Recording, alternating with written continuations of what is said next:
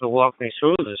And it turns out the iPhone sometimes has a problem with the internet connection. So after everything was done and said, I took my car out far away from my internet connection here, and everything worked very good. I was using a handheld 878 at the time to test it, and boy, was I happy that I finally got my iPhone to work with my hotspot over.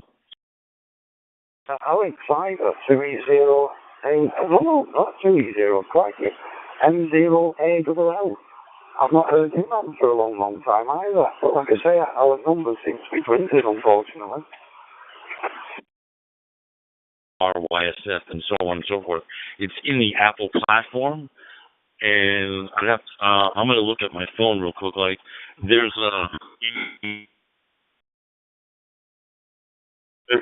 came on later. But yeah, fantastic film. Love it. Love it. I might even have to watch it tonight. But yeah, that's kind of the only pirate related stuff that I have going on back here. Well, one afternoon, I was picking something up off him, and he was in one of the pubs, so yeah, I had a quick find with him. But it's like anything else, life gets in the way, doesn't it? And you don't seem to spend half as much time as you'd like to do, doing the things that you'd like to do. But we'll see what happens. And they had dropped using the Droid Star for some reason. I don't know what it was. I can't remember the application. And I've looked around to see if I could.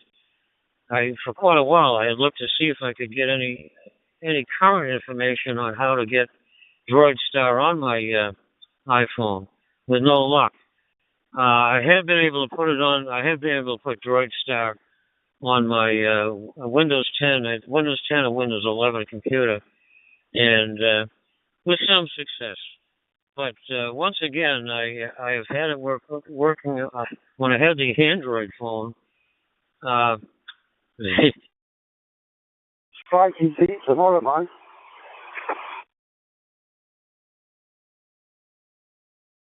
Well, you know, that was the guy. And I remember carrying some plates in. You know, these waitresses, they have a weird way of carrying everything, and all in one hand, and the balanced up the forearm and everything. She was doing that. And I got her at my daughter's, and we were at her. So she was carrying something for my daughter, carrying something for herself and something for me. And she says, "Come on, take this plate, it's birthday." And I started taking a mickey on a bit. She lost a lot of parts of the plates. And my daughter had these like a silvery grey velvet curtains that became pebbled after the contents of the plate. She couldn't get it out of them. She's been out of all some new curtains. Now, and we started off really at school. I lived in Romford in Essex, and I used to buy these ex-army radios. I used to call the number 19 sets, and they were also called the Pirate's Delight. And there used to be two megs to 2 to 8 or 2 to 10, I can't remember now. 2 to 8 megs, I think, maybe. And you could just tune down the top band. You know, the schoolboys, when I was 15 or so.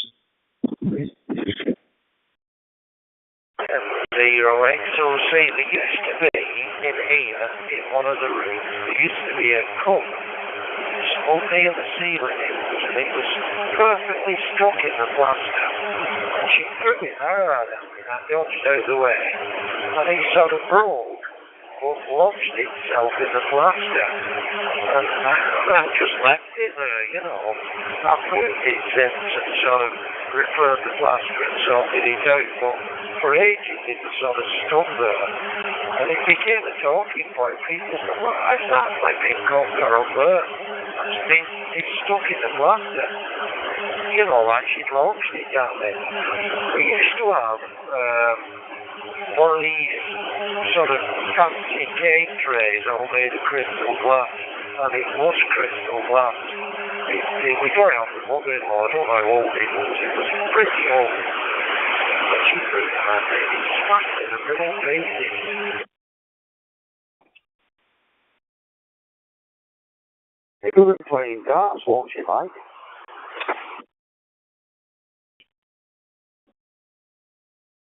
Probably not. Oh dear. Oh dear, what a character. Yeah, she's not so big. But, you know, the temper is very short. And I've been on the receiving end a few times. When she was younger, she's got gym. She used to keep fit at gym. Bit of bodybuilding really as well. She could bench press me. The legs were that good. Then she could lift me with her legs. You know, no problem. And I remember one day finding out just how strong she was. When you lose your temper, of course, you get stronger. And we used to have some bunk beds when the daughter was a little tiny dog. We had some bunk beds in one of the bedrooms. They weren't made of this rubbish stuff. They were proper wood. She threw them at me.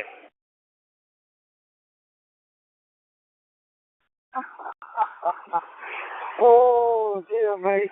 Yeah, the mad army. I mean, crikey. When I was courting my wife, probably how long ago was that, 1994, 95? She was driving the car, and she was one of them people, she didn't like the backseat drivers, etc., etc. I was in the passenger seat, and I said to her, watch this corner, it's as slippery as hell.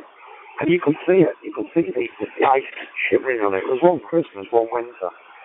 And, crikey, she turned around the corner, put handbrake on. I got in the car, that happy passenger seat with car going down road, sliding. Unbelievable.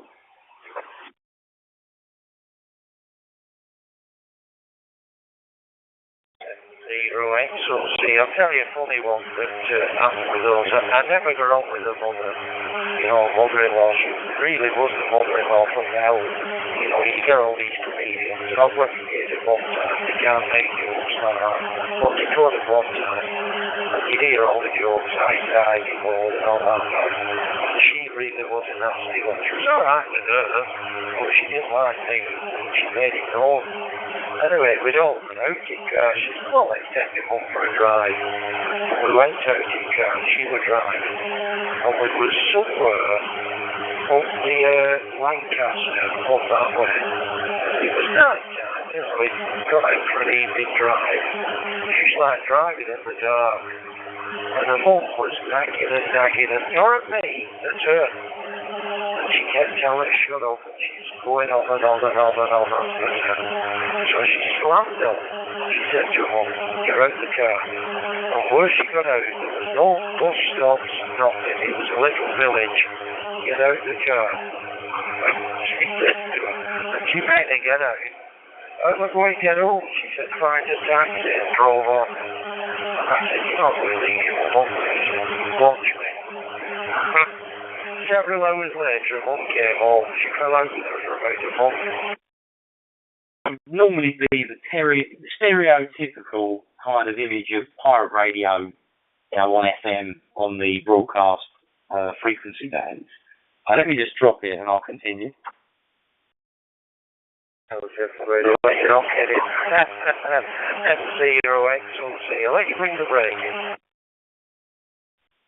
We end up driving off a main road into, I wouldn't say it was an industrial estate, but it was kind of, you know when you get these storage kind of facilities where they've got loads of shipping containers? It was like a private storage facility.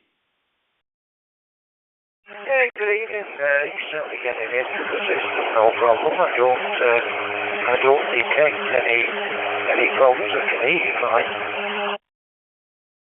The car.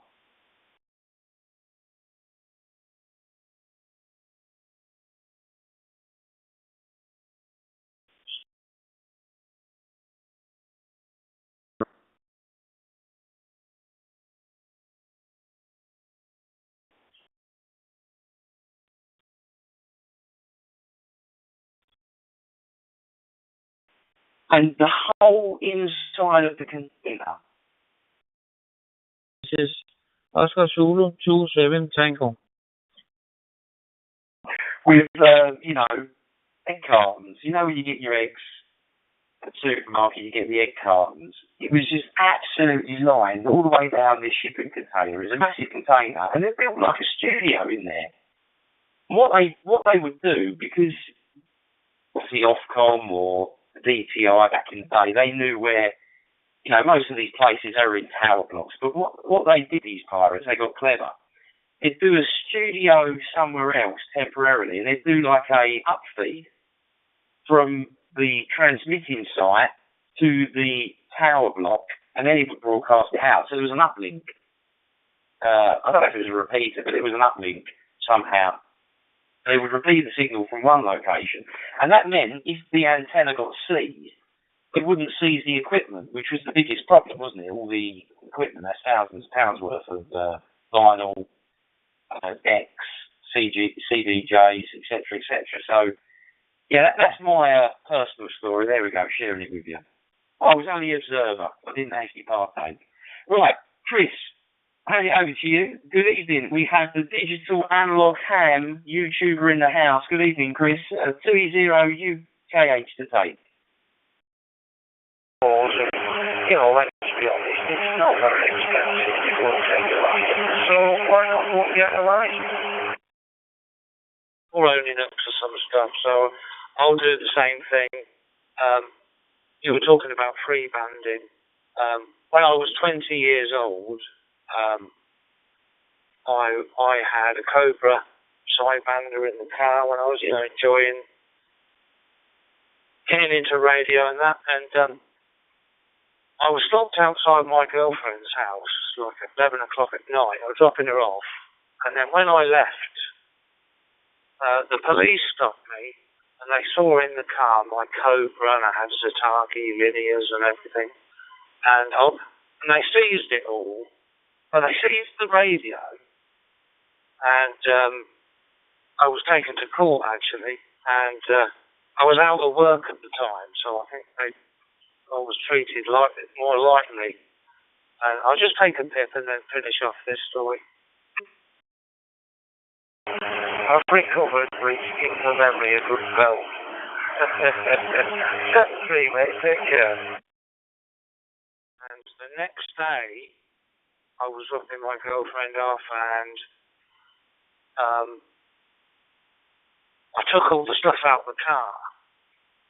And when I left again, they stopped me again, and there was nothing in the. So I pleaded guilty, and I think I was fined about 150, 200 pounds, around about 1990. So I think we're all guilty of something.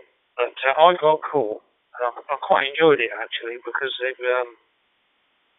it wasn't as bad as I was thinking. I thought, you hear stories of people getting fined thousands. Back to you, 2E0 UKH. The ATAS antenna for the A2. But I'm just on the handy talkie at the moment. Like I said, I just thought just pop out half an hour or so, and then just make sure this new radio's working. Naughty, very naughty. Remember that, Ebenezer Good? That was at that kind of time. Oh, Chris, well, thanks for, it's like therapy, isn't it, Chris? Everyone getting it off their chest. It's like self-help, everyone, back in the day. It's all, it's all chip paper now, isn't it? Chip shop paper. Things have moved on now. Everyone's learned their lesson or changed. No one's ever going to say they're 100% squeaky clean. But as long as you do the right thing and you learn from it, that's the most important lesson, I suppose, isn't it? But you've led me very nicely, Chris, onto the Wireless Telegraphy Act 2006. So let's just quickly delve into that now, because you've obviously mentioned about what happened to you. But the Wireless Telegraphy Act 2006 in the United Kingdom allows severe penalties, including unlimited fines or imprisonment. Yes, you heard it. Imprisonment.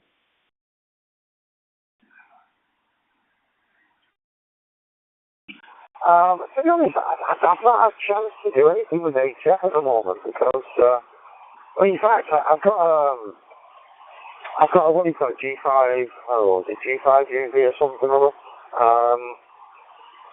And then, what do you call it, MFED antenna? I can't remember what do you call it, G25 UV or something or other. I've got one of them in the summer house. I've just not had time to put it up yet.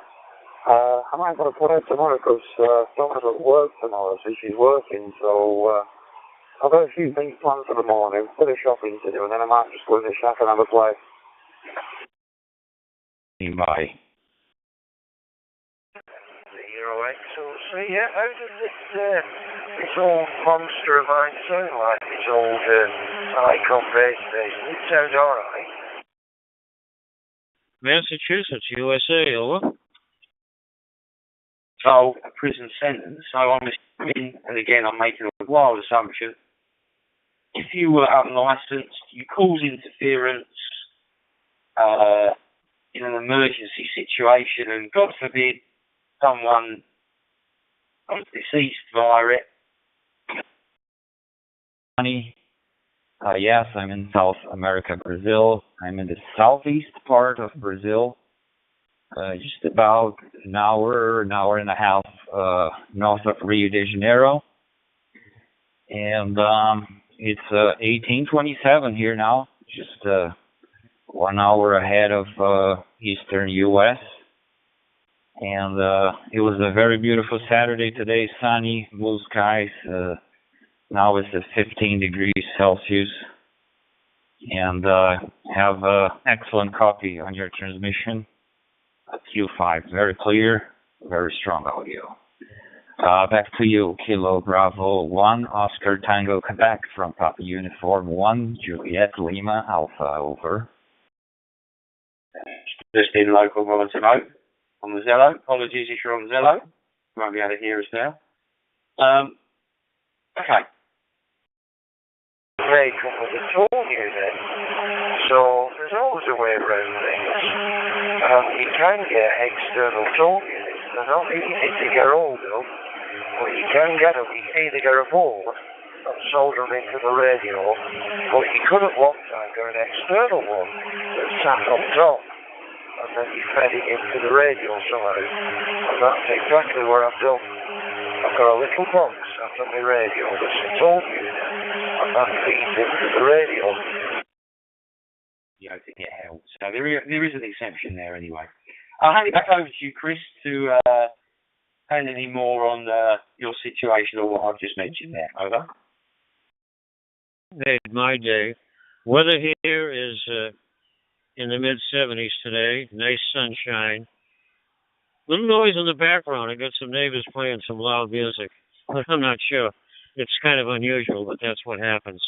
But anyway, back to, let's see, I think it's TU1JOA, I think is the right call sign. And back to you, and I think it's John, KB10TQ, back to you. I only know the main ones that count.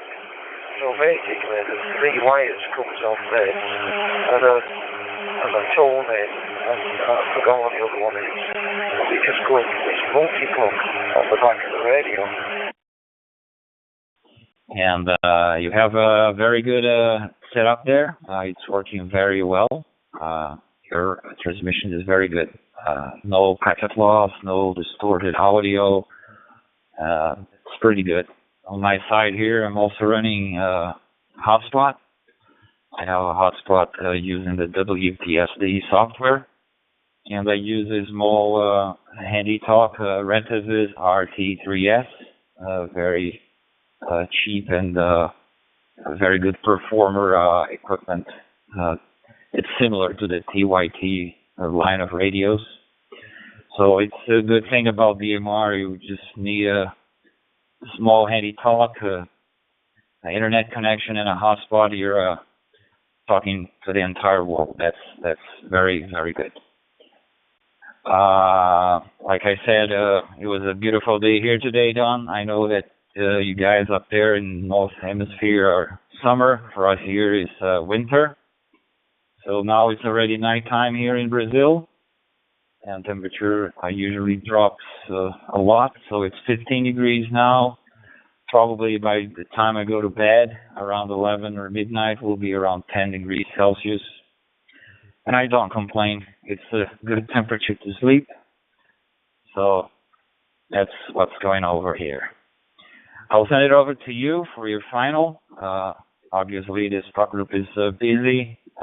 It's a worldwide talk group, so I'll say 73 to you.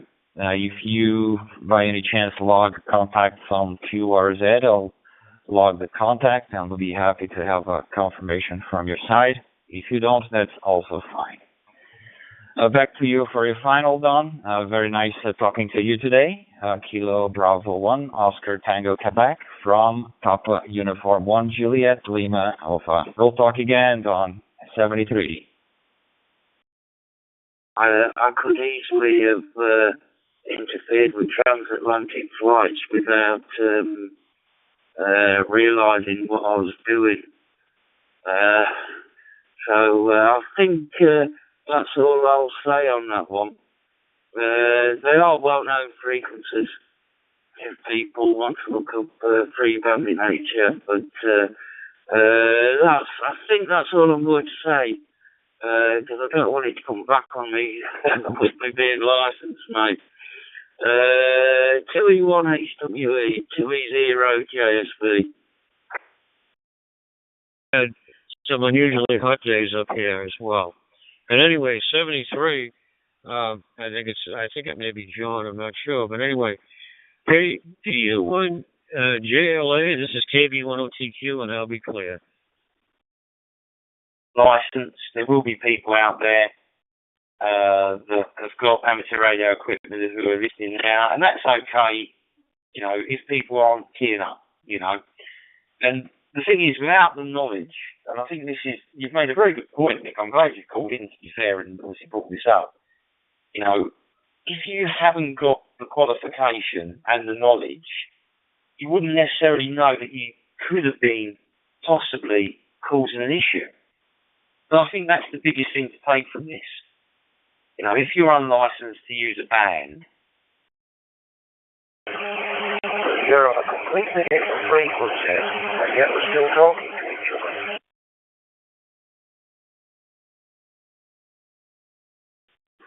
Well, I'm going through the repeater at lead, the GP7HN.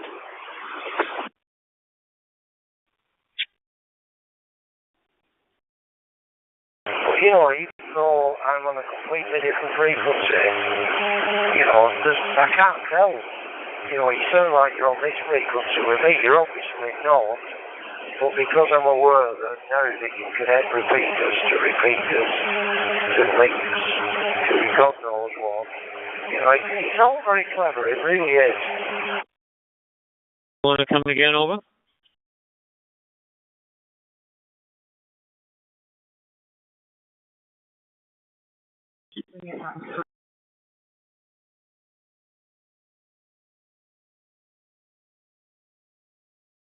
Delta Lima 1 Lima Delta.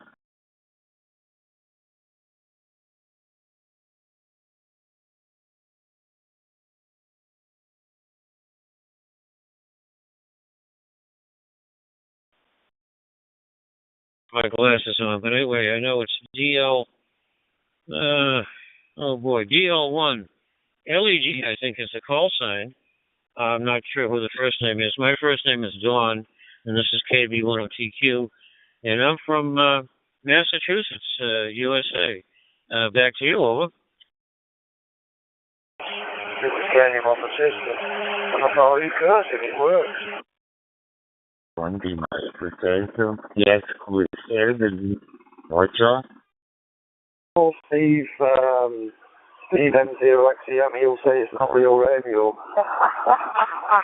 But it don't matter how you're getting out, as long as you're getting out. I know that when it was lockdown, I came up here in lockdown one night, and I actually got told off by the police because I shouldn't have been out kind of thing. And I said, Luke, I'm an amateur radio operator, so I'm speaking to a guy who's on his back in a hospital with cancer, and it's probably the only person he's talked to today. And she turned back, she said, keep up the good work. I thought, well, that'll do me. Wasn't quite looking at the skybirds that I have here for the beside your call sign. But anyway, thanks for checking in. And I just got my system back working again, so I'm pretty pleased. It's pretty much portable.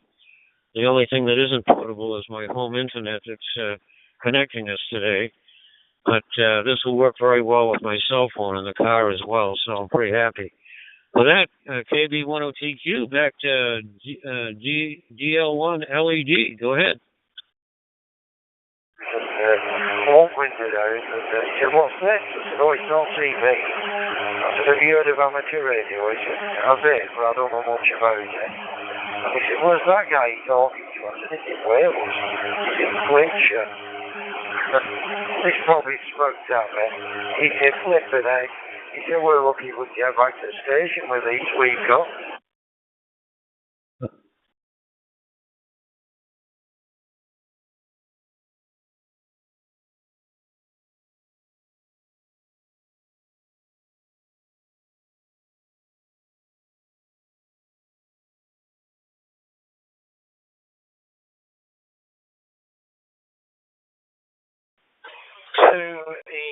Zero EUM to Echo Zero, Echo Uniform Mike. Mike 5, Lima Golf Mike. Mike 5, Lima Golf Mike.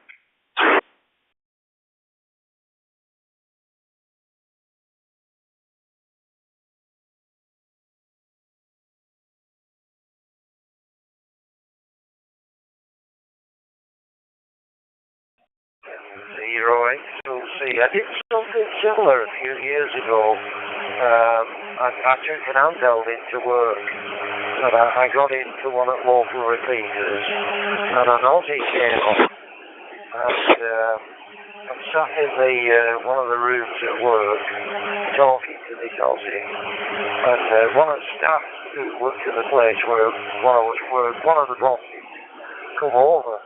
She says to me, who are you talking to? I said, oh, it's an Australian.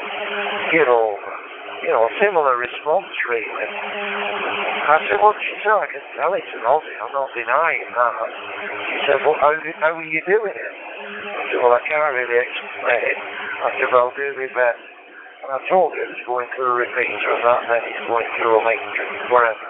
She said, that is amazing. I said, well, what are you going to do now then? You go and take your amateur exam.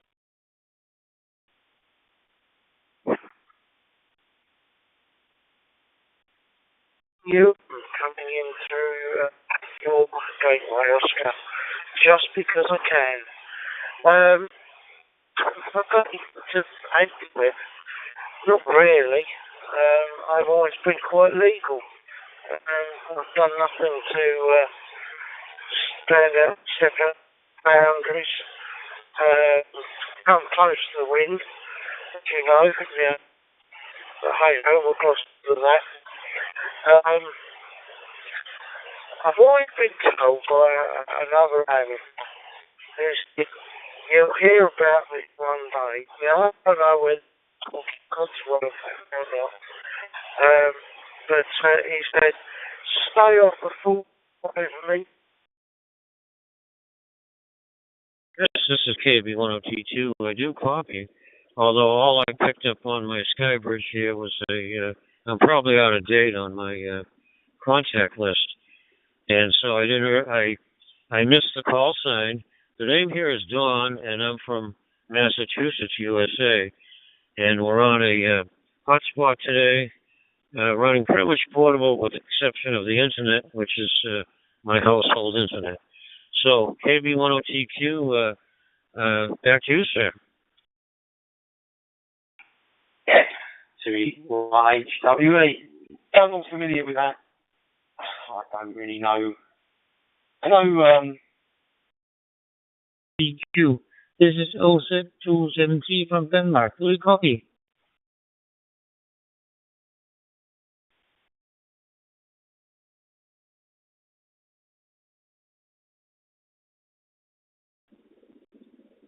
I do copy. Let me just put the volume up just a little bit on this thing.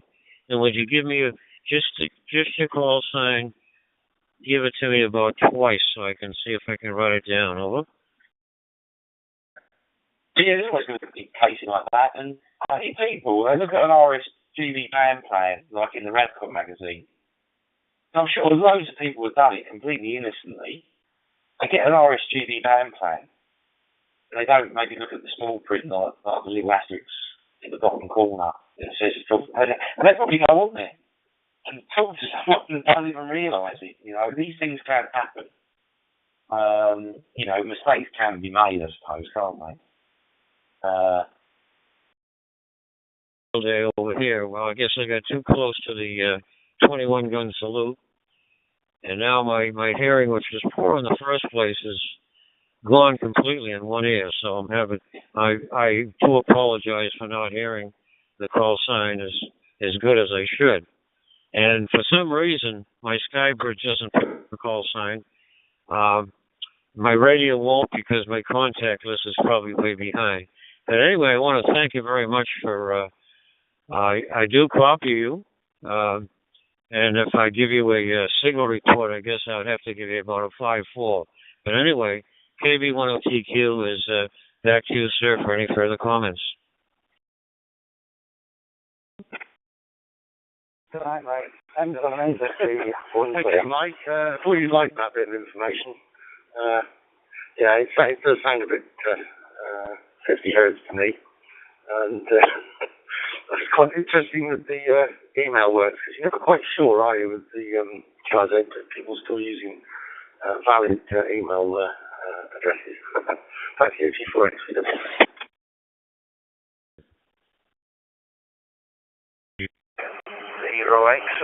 Oh, yeah, I've got it, Ian. Yeah, it's just, it popped up on my phone. I was talking to Darren, and you just heard, and my phone sort of, it came across as next. Obviously it weren't, but, you know, these smartphones are not that smart. And I thought it was, and when I went to oh, it's an email. So, yeah, many thanks for that, Ian. As I said, it's radio. It belongs to me, you see. It really does. Oh, just out of interest, what is the radio? It's an ICOM, IC251 Echo. And I think they're about 82, something like that. It's solid state. And it's 2 meter only multi-mode, so it's CW over a roadside rather than FM. Doesn't do AM. And all the, you know, people that used to operate on AM, I've done it myself. But yeah, it's a bit of an oldie. It will do repeaters, but it doesn't have a tone port. So I've got a little tone unit sat on top of the radio, and on the back of it, there's a whole length connector, 24-pin plug. It's going into that. There is, hang on a minute, 2 W take from 2 to I think he had an FT225, which was a similar sort of vintage. But I'm not entirely sure. It may have been one of the early icons. I'm thinking it was an an FT225. There's an earlier one, the 221. I think he had a 225. A new tech front end, or am I confusing it with an icon radio? It was one of the two anyway. So I kind of know the vintage. In fact, I was actually looking at a 271 the other day. The local rally last weekend to me. I'm in Marlborough, town in Wiltshire, by the way. And somebody was selling one. I just kind of had a bit of a conversation about it. I wasn't really interested in buying it. But I do. I've got a slightly older, but kind of 80s, mid-80s FT726 that I still occasionally use. So yeah, I'm into the old kid as well. Yeah, G4XPW. To Tokyo. That is fantastic. So anyway, JT1 Juliet Kilo 1 Hotel Charlie Charlie. Back to you for your final. Considering the age we have, not owned it from you. I've not owned it from you. There was an elderly amateur that found out he had leukemia and he was leaving the hobby. I don't even know if he's still with us. And he was extremely poorly. And I was helping him move some stuff and whatever. And there was radios everywhere in his house. So I tripped over this one. And I picked it up and moved it out of the way. Take it home with you, it's not being used. And the mic, there was a fault on the mic, I managed to sort it out. But it was still wrapped in plastic around the radio, so the paint has never seen daylight. It's mint condition. Yeah, another thing, I think airsoft, some airsofters, I think they sometimes use sort of barrel fangs and sort of amateur frequencies, so it's got more power than the PMR and everything. So that's how I found out a bit more about the UK simple license for it. I think 5 watts and £25 for 5 years, and you can do that for like a group of people and everything. Back over to you, Oscar. Sort of style. Nice fit kit. The only problem I have with my FT726, which is slightly newer, probably about 3 or 4 years newer, it doesn't, probably like this one, the one you've got as well, doesn't have any kind of CTCSS boards. So, because back in the day you just used your 1750 code, didn't you?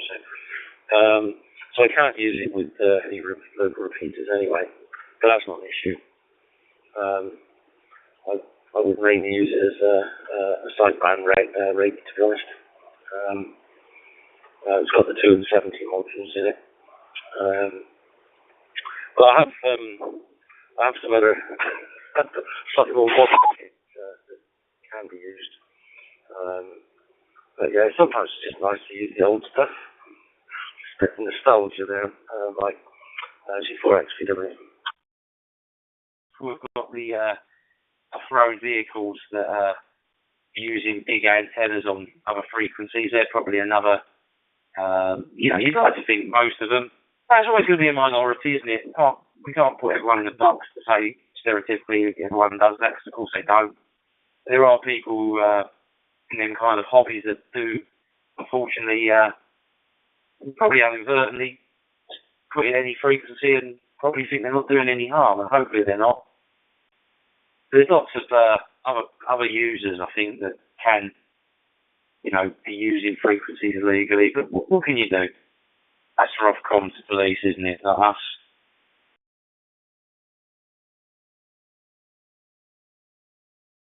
G4XPW. Yeah, okay, mate. No problem.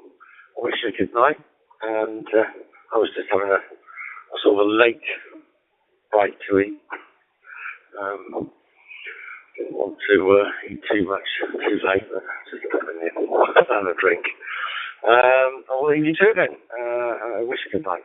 G4XPW. OTQ. Don't know if my transmission came through. Didn't hear you come back again, but Don, thanks for the signal report. Trying to see if I made it to talk Route 91. Thanks for the signal report, Don. KB1OTQ. This is K5RUN. The AOR, Steve, are you still with us?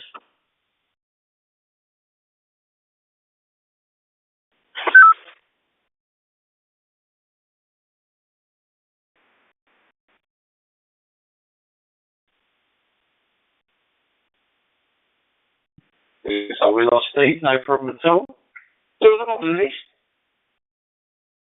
Embrace Papa Fort Alpha Tango. Now, this is the perfect opportunity to do so.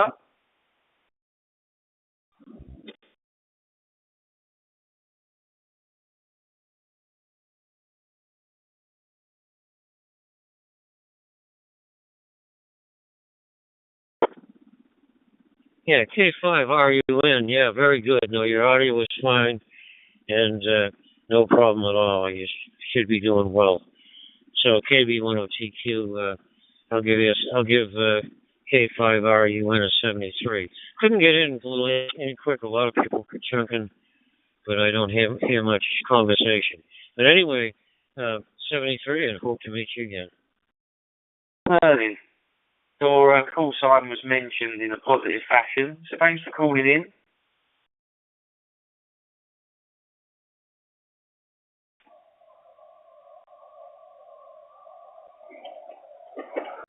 KB10TQ, thanks a lot, Don, in Massachusetts.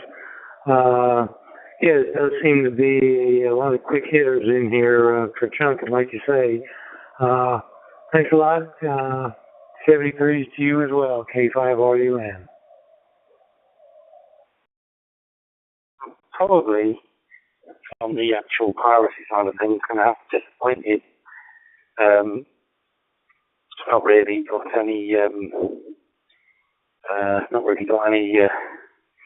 stories of myself. I started off in radio when I was about 14 on CB, but what year that would have been. But anyway, it was all very legal for what 2781 Styly. And then got chatting to it was very nice to get a CB magazine delivered to the local shop, and they told someone else around here gets a CB magazine. Of course, it wasn't CB. It was an amateur radio magazine, practical wireless, whatever. So the guy said, "Oh, if you're ever both in the shop at the same time, we'll point you out to each other." So he did, and I went to go and see the guy thing and blended my RE. So yeah, never really had anything. Never been able to run more than. I never had equipment to run more than legal power when I got licensed, and yeah, so very boring on that front. But yeah, I mean, for me, I always think that if very much as you already said, but very much if there are people out there, with enough interest to get a radio and start fiddling around and trying to use, ham radio without without a license, then it's well worth taking the time and learning the foundation. I've been a tutor in the Life Foundation for about 15 years now, and done quite a lot of exams. Still do a lot of them classroom because some people like that. So I've got quite a few people through, and I would just say absolutely have a go, do that, and obviously encourage people to move up as well as they can if they've if they have a foundation to move up, get their intermediate full as well. But particularly anyone who's out there, I mean, rather than drive them away with "oh, you're a pirate, get off," we should be encouraging these people to get their license. I think that's my personal view on it. But there we go. Back to you, G7HMB. Yes, Lima Alpha. Yeah, G7HMB, V1HWE. Well, you disappointed me with your past. I thought you was going to give us a juicy exclusive that you had an eye patch in your top drawer or a pet parrot in your shed. I thought there was going to be some kind of a mission. Obviously, I'm very disappointed that there wasn't. I was looking for an exclusive there, Mal. Obviously, I didn't get one. My tongue is definitely in my cheek, just in case anyone's not sure. And what I've got you, and you're right.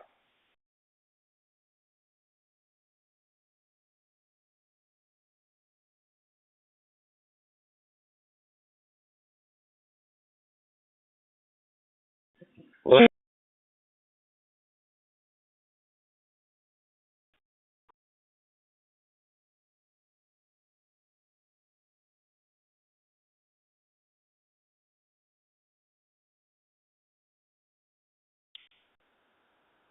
All right, Robert, I see you're trying to transmit, but on your last few overs, you came in with a heavy packet loss, unable to copy. I don't know if it's your internet connection or if you're using a repeater, you may be out of reach. But anyways, nice talking to you, and I'll be standing by. Copy Uniform 1, Juliet Lima Alpha. There's a moral aspect, isn't there, to this, and there's a legal aspect as well, I think, to be clear. And I'm going to read what Ofcom say, Matt, because I've obviously done some research on this. Because obviously, you know, when you've got a repeater, you've got an NOV, you've got a requirement, and you've got to obviously have, requirements. Let me just drop it for a second, I'll continue.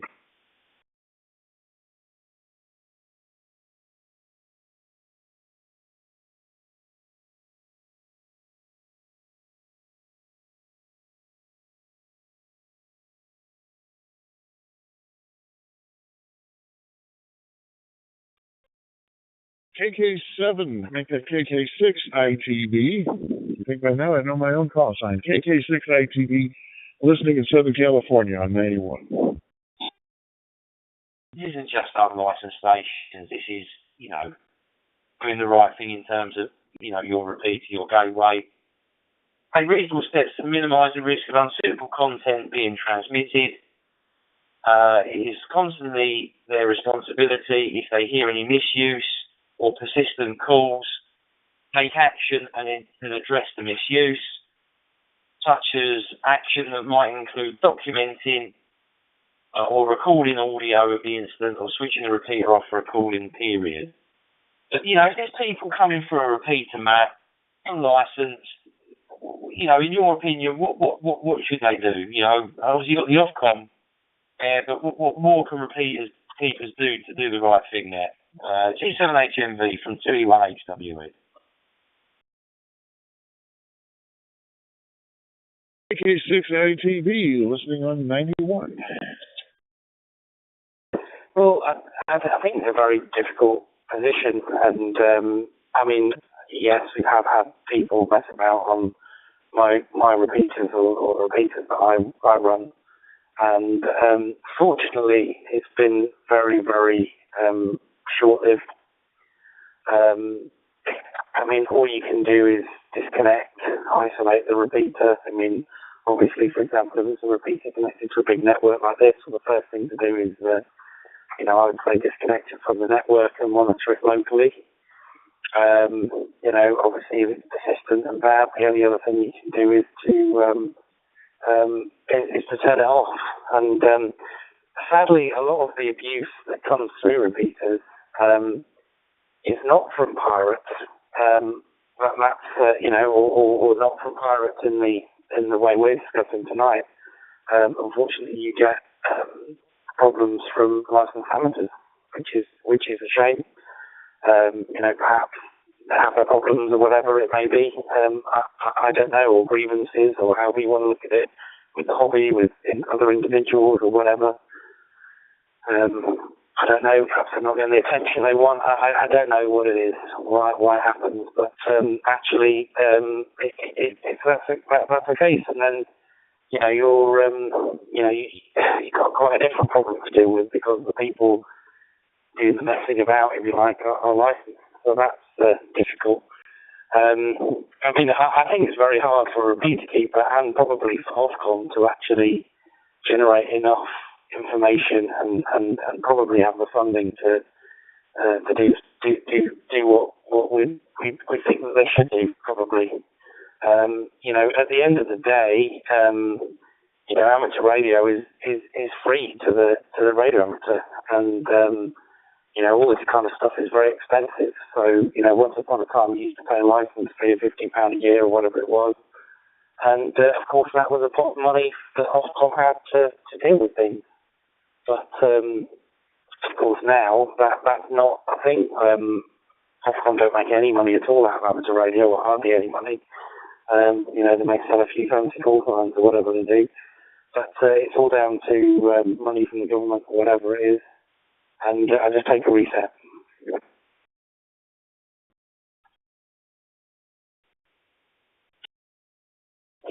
continuing. So I think it's a huge problem and a very difficult one to deal with. So yeah, I mean, of course, we have to stay sensible as other amateurs. I think hugely discourage anyone taking matters into their own hands, as tempting as that may be, to join in or whatever. And I guess this is why we say to users to ignore as much as you can. Perhaps just end up your QSO. It may feel as though you're giving in to them, but I think it's probably for the best thing, because I'm thinking that antagonising people and so on is just going to make the situation worse. But I mean, it's hugely difficult. And as I say, remove it from the network, and I don't know whether people listening realise, but there's obviously a very strong admin team in Freestar, and we listen as much as we can across 5 or 6 of us, and we will mute repeaters and gateways causing problems. It may be someone sat on the mic, it may be someone doing something much worse, and that all goes on behind the scenes. It makes a huge player in that. 20GSV, he's like a hawk keeping an eye on the network, along with lots of others. He's not the only one, but he's been instrumental in keeping the network very clear. So there we go. But yeah, I mean, there we are. Anyway, I'm probably waffling now, but I think it's a really, really tough thing. And perhaps if you'll grace me with one more over, more on the legal side of things, we'll have a bit of an over and a bit more of that, because things have changed very differently with the new licenses that came in a few months ago. Because you mentioned notice of variations, which they've gone. But anyway, I'll pass it back to you for now, and perhaps finish on that. HMV.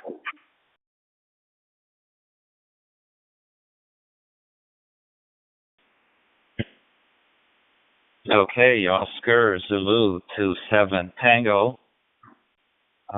This is Papa Uniform 1 Juliet Lima Alpha. Good evening there, Jan. I believe that's how you pronounce your name. If I'm wrong, just correct me. On this side here, the handle is Johnny, situated in South America. The QTH is in Brazil, southeast part of Brazil, where the local time here is 1903, and temperature of 14 degrees Celsius. And I copy you very well. Q5 transmission. Back to you, Oscar Zulu 27 Tango, from Top Uniform 1 Juliet Lima Alpha, over. Papa Uniform 1 Juliet Lima November. I copy you fine. My name is Jan, and that's correct. And here in Denmark, we have about 18 degrees outside. It's very cloudy and rainy today. We have thunderstorms, but that's normal for the season. Or they just want to live on the edge. They find it exciting. It's a turn on. Keying up a microphone and not saying anything, and hitting a repeater. Some people get a kick out of it. Everyone's got their thing, hasn't they? We're never going to understand it, I suppose, but everyone ticks differently. But yeah, you just got to do the right thing, guys. Got to do the right thing. And what I say, I've had it before where people unlicensed have come on and they said hello, and I won't directly respond to them, but I'll say, look, do yourself a favour. There's 2 options you've got. You either carry on messing around, and we turn it all off. And you're going to have absolutely nothing to listen to on your radio. Or, so nice talking to you, and I'll keep it short here on Talk Group 91. It's a worldwide, very busy talk group. 73. Hope to talk to you again in the future. Oscar Zulu 27 Tango from Papa Uniform 1 Juliet Lima Alpha 73.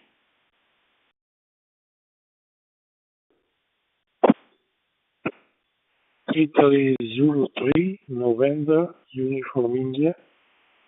Cory on this time. TG 9145 from not arrested.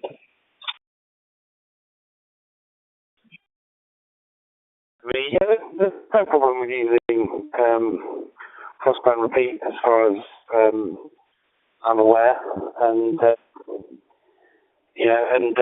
long as you're, because of course you're transmitting, or your radio is effectively transmitting, or you're if you like transmitting locally on one band, and your radio is or second radio, if you like, the crossband radio is repeating onto another amateur band, or whatever, say 70 centimeters, 2 meters. So as long as you're licensed to transmit on both of those bands, then crossband repeat is not a problem, and you're perfectly entitled to do that. Obviously the licensing conditions changed. A year and a bit ago, February, was it last year before? I don't know if it was.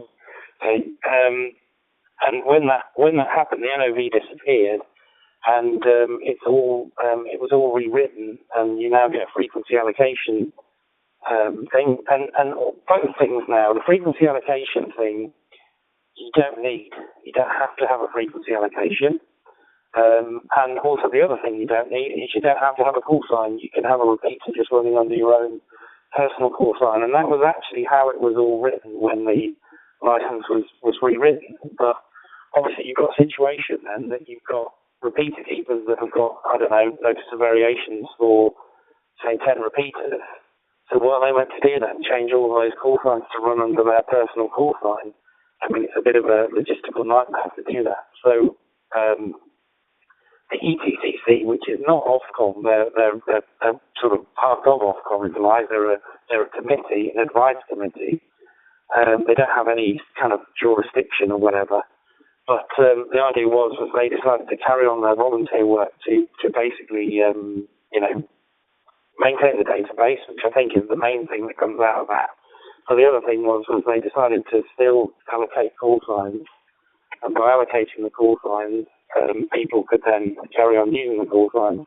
But I think what you need to think now is that everything comes down on the individual. So really, by running a repeater or a gateway, you put yourself at risk, because the fancy call sign aside, the MB7ISX or whatever is irrelevant now. It's really just down to your call sign and your licensing conditions.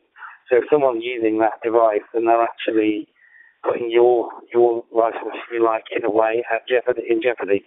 So, just to reset. WM. G7HME. It's only really coincidental that it's that it's a fancy call sign, if you like, or a repeater call sign.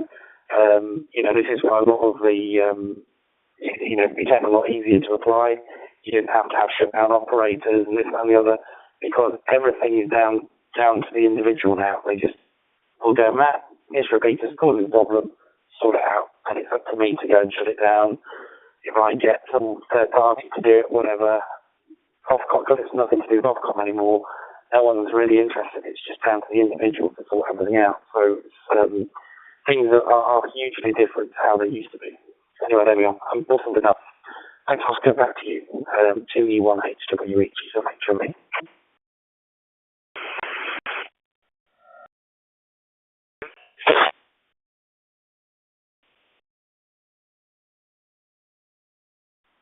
In control. 2E1HWE. Yeah, cheers for that, Matt, and that's great information. I've enjoyed the waffle. Like a bit of Belgian waffle. All good. And thanks for sharing that information. And something you are acknowledged. I'll bring you back in a sec. All gateway keepers and repeater keepers do have a responsibility, and so many times, we've had reports of interference, and gateway keeper or the repeater keeper isn't even aware of it. They're not even listening. They've got no idea, and we're constantly nipping it in the bud. And I can only encourage anyone who's got any infrastructure, you've got to try and listen to it regularly. As Matt said, you are ultimately responsible for that link. If it's turned on and it's coming through you, forget us and free stuff. You're not answerable to us at all. you're answerable to Ofcom from a legality point of view, and they're the people going to come knocking, not us. So we just put it in mute. It's no big deal for us, if you've got someone abusing your connection. We just click a button and it's muted instantly. It's no big deal. So, I'm always shocked by the amount of people that aren't listening to their infrastructure. And I get it, we can't listen to it 24/7. People have time off on a holiday, but there are some connections that are just abandoned, I think. And, people just forget they've got them, maybe, I don't know. And it's a shame because you've got to monitor this kind of stuff and nip it in the bud, really.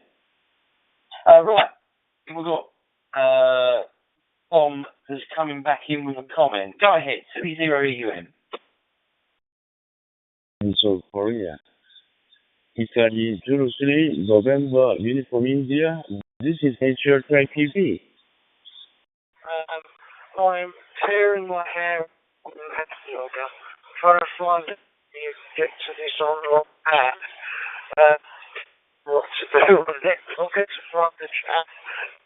Be back to you. 3 November, Uniform India from Northwest Italy. Okay, I copy you, no problem. Very good, very fine audio, a good signal. I use in this moment transceiver Pitera, Mike Delta 380 with microphone Pitera, external microphone, and use antenna X-ray 50 from Diamond. And in this moment, I am connected with repeater also always in Veneto region, in 30 kilometer distance from my QTH. Okay.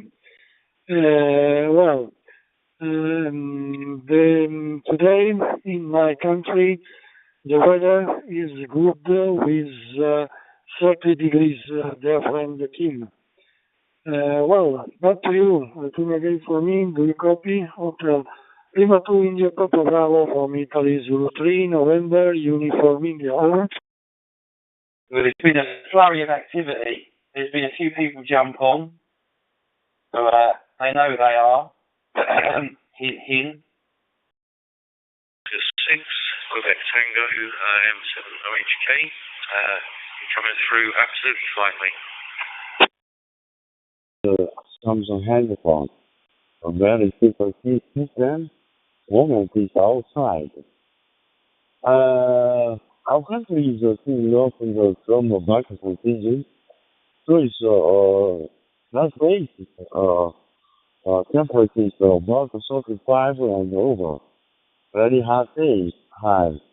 I live near the Seoul, from northwest 40 kilometers located. My town name is Korean City. 1 million people living here, high. Italy, 03, November, from India. This is HRTI TV. Yeah, phonetically, please. And we'll get some more on the list before we close down for the evening. So QRZ and 2E1HWE, listening for final calls. QT, M7OHK, handle here is Owen, Oscar Whiskey, Echo November.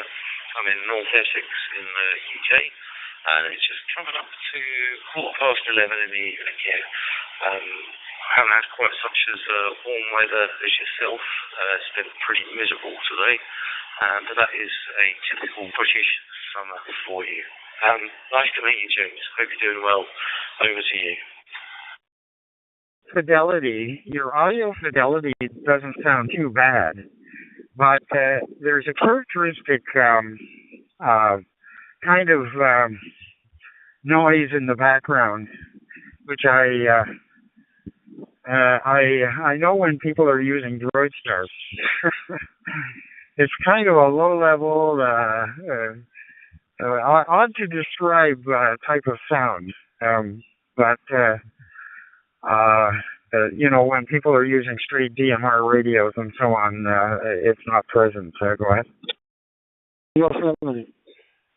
Kim, thank you for all, and 73 to you and your family from India Zulu 3, November, Uniform India, Hotel Lima 2, India Papa Bravo. Bye-bye, Kim, and thank you very much. Bye-bye. I'm hearing quite a bit of that on your signal, too. Are you by chance using Droid Star there, Norm? Over.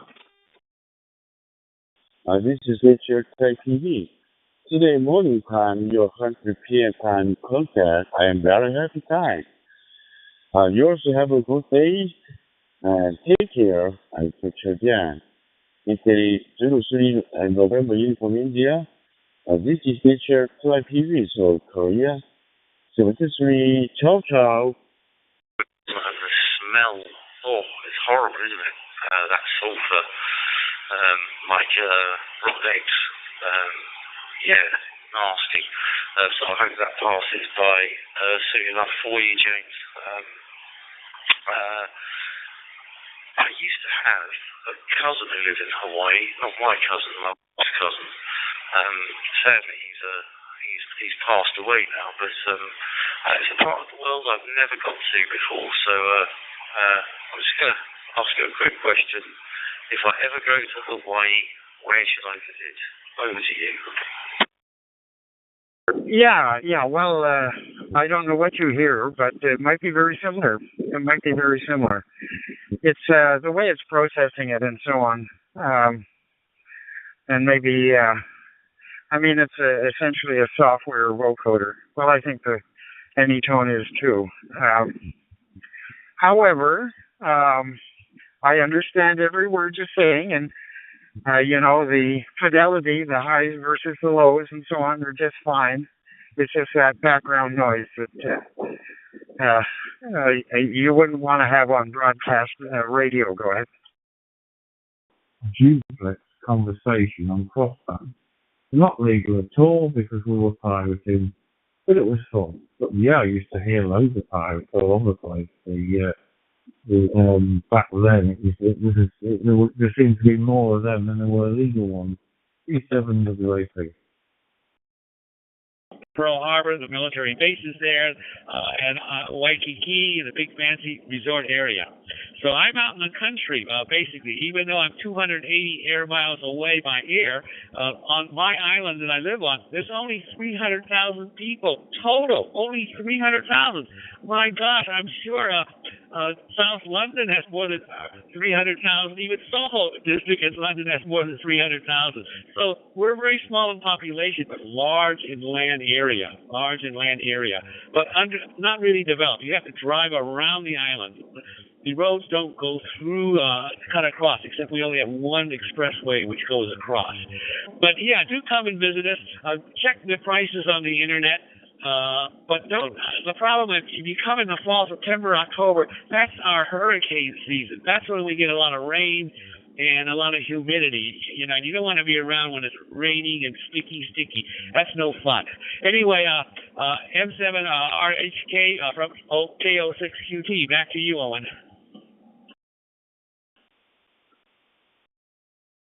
There with the iOS version.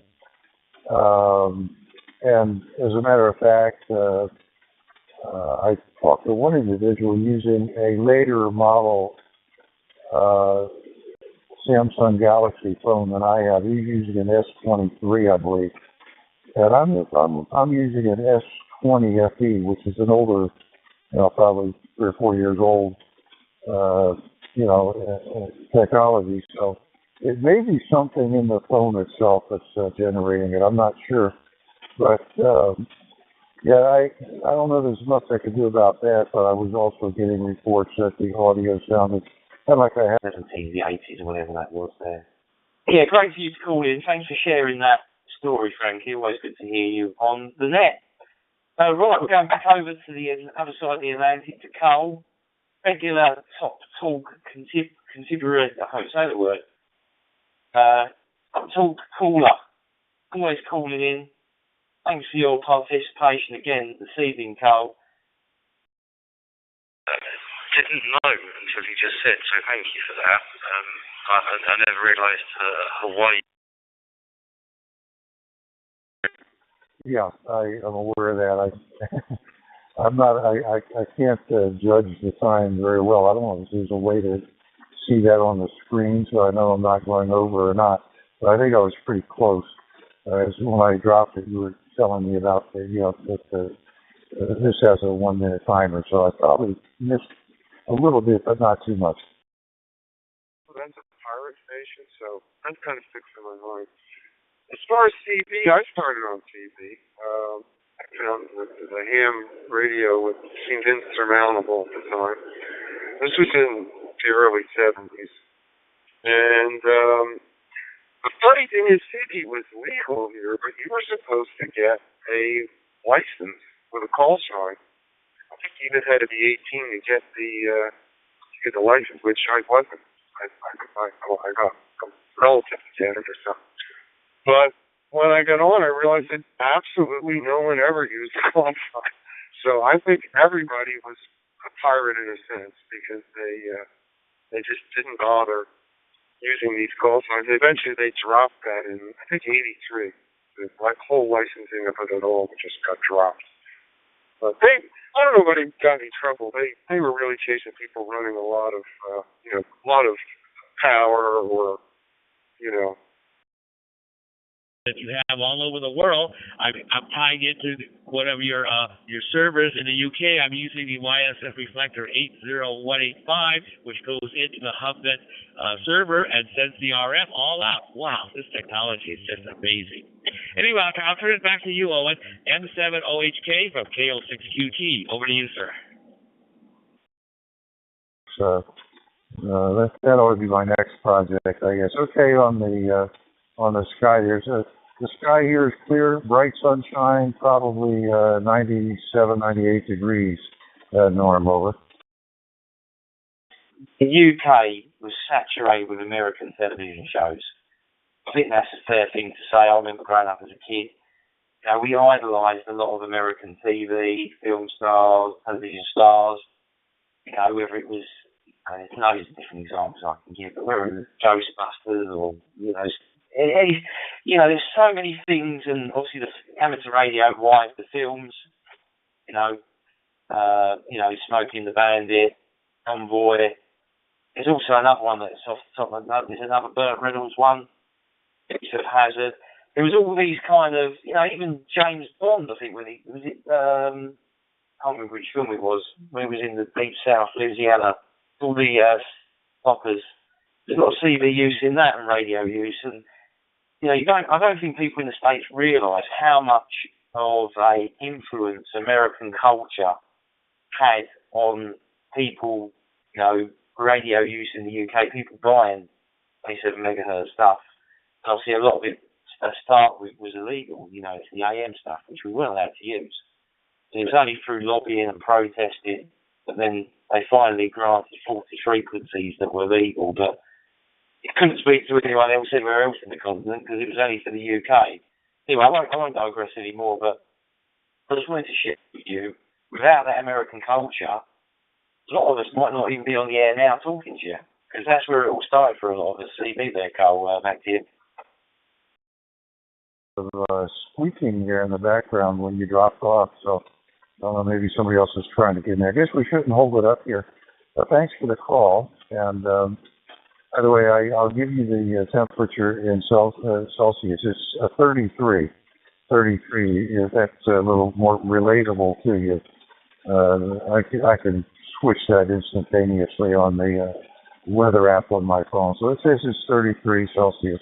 Okay, everyone, thanks for the shout. 73, and appreciate the chat here this afternoon. Have a good one, and call us again if you hear us. V3LC W5WN. Back to the continental U.S. It's great to live in Hawaii when you're in your 20s, 30s, 40s, and 50s, and 60s. But once you get elderly and you're not ambulatory, you can't really walk, you can't drive anymore, Hawaii is a little too tough for you, even with the good weather. But hey, that's what happens. But I've had a good 15 years out here, and I'm downsizing, Owen, because I'm a senior citizen too. But hey, I'm no silent key. Ha ha ha. Anyway, I'm going to keep moving and keep going. Anyway, Owen, I'm going to turn it back to you, sir. M7OHK from KO6QT. Back to you, sir. It was massive in America, wasn't it? You know, Jerry Anderson stuff, all the different puppets, not the Thunderbirds, but, you know, Stingray, Captain Scarlet. There's many other ones, Joe 90 and other stuff like that. So that was very American audience, I used to think. I used to love that, watching that as a kid. And that was when they did the repeats, you know, 30 years after it come out, you know. So yeah, it's all good. I could talk all evening about it. But sadly, American influence in British culture, I think, has got a lot less recently. We're going off topic here. I think now, East Asia, Korea, Japan, China, that's becoming more, youngsters now are looking that side of the world more than probably North America. But when I grew up, it was all American culture. It consumed the UK, in my opinion, but there we go. Nice one, Cole. I'll move on for time reasons. Lovely to hear you, and thanks for calling in. Right, final caller of the evening. Good evening, Jim, James, Jay. You've got a few names you use, isn't you? It's all good. 0JLL. Pirate Radio. What are you saying? Over to you. Clear. Current time in the UK is just after 11:25 p.m. on Saturday evening. Thank you very much again for this, for the signal report, and I will say 73 for now. Back in the 90s, I was only a teenager, and my mum insisted if I got a CD, I got a license. And I wasn't allowed to use the radio until I got a license. So I had to, I remember right, I think I went down the post office to get the forms for a CD license, to post them off to Wacom. And it was £10 or £15. I've still got my original CD license somewhere. But yeah, I spoke to loads on the CD. Absolutely loads. Being a sys-op for the network, unfortunately we come across them all the time. They're always out there.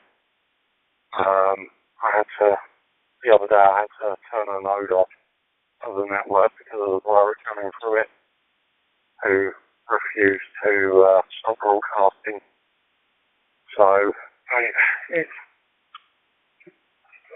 we do get a lot of them on the network. Fortunately, we have such a great team that the interference from them is minimised. In general use of the network, I rarely hear them. Rarely. Maybe once every few months I'll hear somebody that I assume is a pirate. They may not be. They may just be pretending to be. Why you do that, I don't know, but I think what else I've written down. The word that you was looking for, Oscar, is contributor. Not called contributor. Oh dear.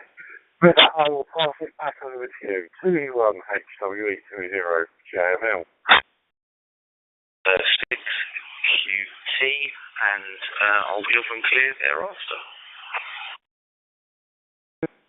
1HWE, stand by, Brian. I'll add you to the list. I'll bring you in as the last person if you want to. And yeah, okay, Jay. Well, this is the thing. You know, I had emails in the week from people, and it's not just admins. We have several users hear things and report, which is great.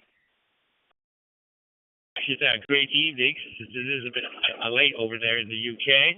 And enjoy. Have a wonderful week. Coming week here, the first weekend, basically in August. Wow, time really flies. It's been great chatting with you. 73 is my best wishes. M7OHK from KO6QT going clear. Bye-bye, Owen. And aloha.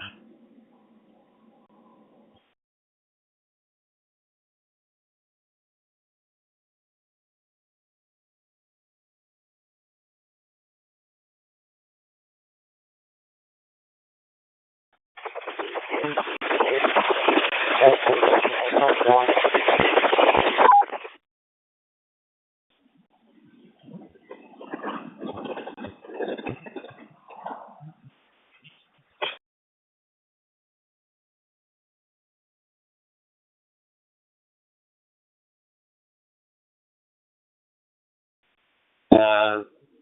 they say the wrong thing, you can just tell.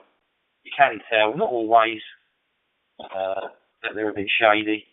And they were caught out very quickly by a few people and confronted, and they disappeared. They slipped into the darkness, as I say. So we won't hear from them again.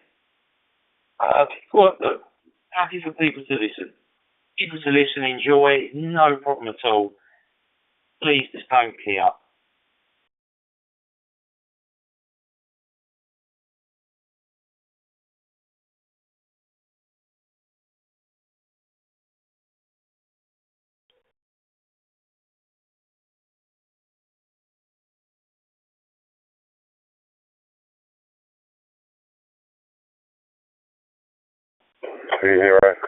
Well,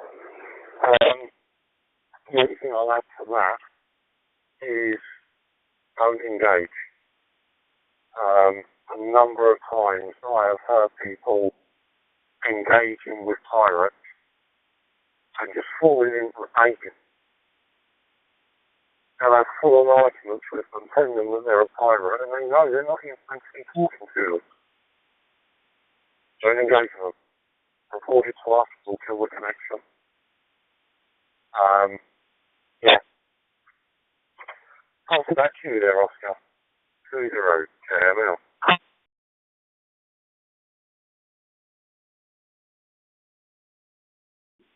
You cue yourself. Yeah, that's the right thing to do.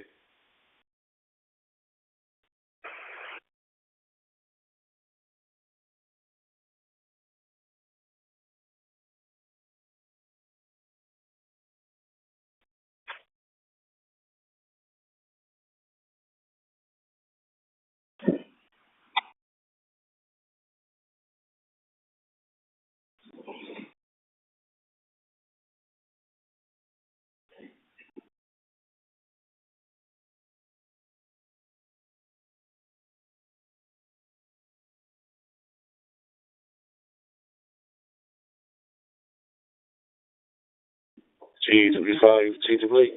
Yeah, Oscar, what caught me my ear was you mentioning American influence, and I'm slightly changing the subject, but I will get back on track in a second. I just watched a brilliant film on Amazon Prime, Ray Winston film, based in the 90s. It's got a true story, apparently, in 1969. In London. Very good film. Can't remember the name of it, unfortunately, so I can't tell you.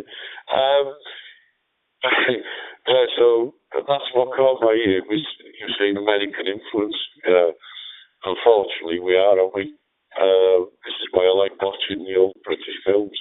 When I say old ones, I don't mean old ones as in black and white. I mean recent films,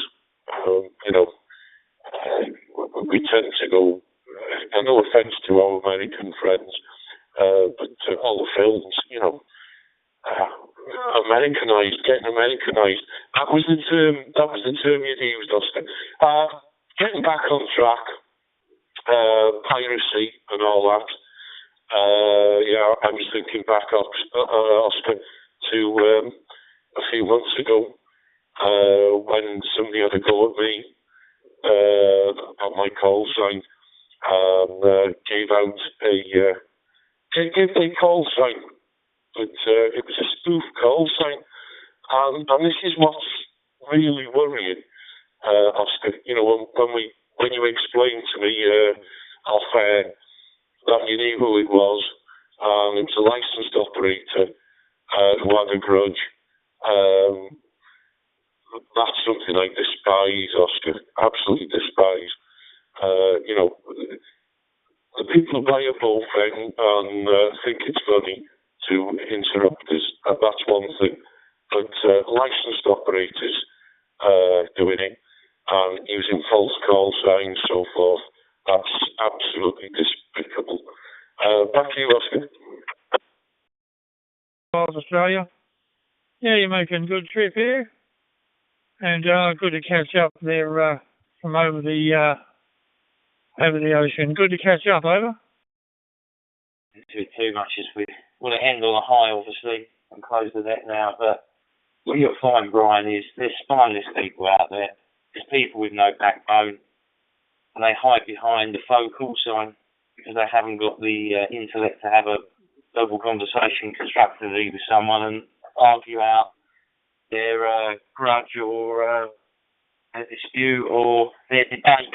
And that's just life. You get that in not the standard amateur radio, but anything.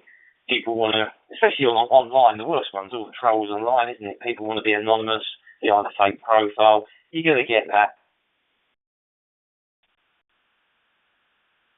Yeah, thanks. North America on 93 from Kilo Alpha 2, Uniform Oscar Zulu. Listening. Greetings and salutations, everyone. Hey, is there a couple there, please, love?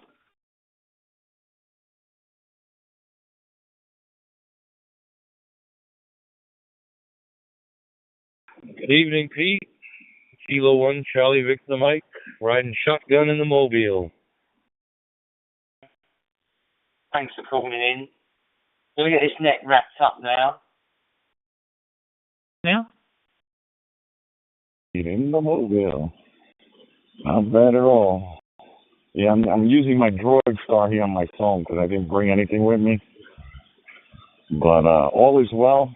Great to hear you there, Ralph. How things up there by your way? 2E1HWE. So, just want to say thank you for everyone who called in. If you've joined us late, unfortunately it's all over. We do meet every first Saturday of the month. The net is called Top Talk. We're a topical debate net on amateur radio. Always have a nice juicy subject that's relevant at the time. We do occasionally have guests as well, and participation is always welcome. We like to get people interactive here. If you want to learn more about the Freestyle Network, please check out the URL, www.freestyle.network. All the connection details are on there, all the nets are on there. Talking of nets, good evening to the Canada Hub, Adrian and Scott. I know you guys are connected this evening. The next net you'll hear on this network is tomorrow, Sunday, at 0200 hours. That will be the Science and Tech net with Ken.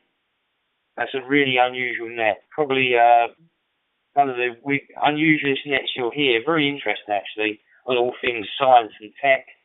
That will be in about 2.5. Don't miss that on the network.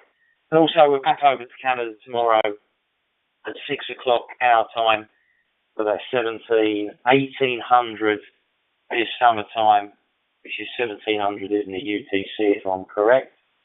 Think about that there. Yeah, 2 nets tomorrow. Listen out for them. And if you're on the Facebook, you can have a look on there as well, Freestar International. Any technical support, if you want any technical support to connect in on a gateway, on a repeater, or you're looking at putting a connection on, check us out on Discord. You can find us on Discord. That is the official technical support. Right, that's enough from me. I'm going to get out of here. Have a great evening, everyone. I'll leave the net open now. Maybe the dog walking net, if Matt's around, will start shortly. Dog walking net, it's an unofficial net that joins most evenings. They're around Robin, very relaxed. And more than welcome to call in on that one. 7-3s, everyone. And we'll do it all again next month. God save the King. 2E1HWE. Closing the net at 23:38 for this summertime. 7-3.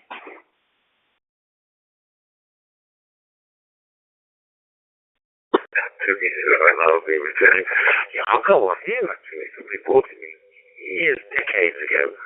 It's a Bedford Porter Army truck, and it's still sealed. All the bits and everything is still sealed in the plastic bag. Yeah, but it's even got the paint in there. You know, the little tins of gone blue enamel. He hasn't got his glue, and I've never got around to putting it together, I think I've grown out of that, but yeah. Oh, just a gentle reminder, handle is something you have on your door. Name is something that you have, so I think I thought, oh, but just mention that, just in case you've forgotten. Yeah, no, quite a busy day. I seem to do an awful lot, but achieved only little, if you know what I mean. It's just a couple of those days for Saturday. Although I did, sort of mid-afternoon, I sort of checked my emails. And there was one from Domino's Pizzas, any size pizza for $9.99. I thought it'd be rude not to. And then of course they said, well, for delivery, you have to make it £13. So I had a cheeky little single person bacon and sausage pizza, which was £4. Took me over the limit and had it delivered. And they were here in about 25 minutes, so they were actually well in advance of the time they said that they would take. So, the guy being in the right flavour, of course he had a little prank in his car. So he definitely wasn't going to be here today, and he's hoping he might be able to get over cost tomorrow, but it all depends on when the insurance bill is supposed to be coming out to his car this afternoon, and then he was able to get a rental while he was repaired, but but it is what it is. I mean, it's not like it's the end of the world, we'll have a play with it when it gets here, but that's about it, and I'm trying to think what else I've done today. Apart from domestic duties, I can't really see anything, that sprays and weeds at the front. Other than that, I seem to be very, very busy doing nothing, if you know what I mean. Back to you, Owen. Indeed. That person, I really must go, but the person who asked for the website again, there was somebody who said, can you repeat that? Freestar.network. Freestar.network. Real simple email URL there. Right, I'm out of it. QRT. Oscar Zulu. On the Droid Star. Droid. Standing by. So. And then splatters get thrown into work and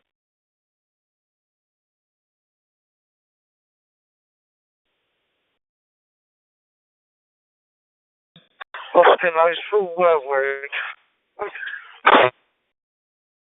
I'm in the home hotspot now. On the home hotspot.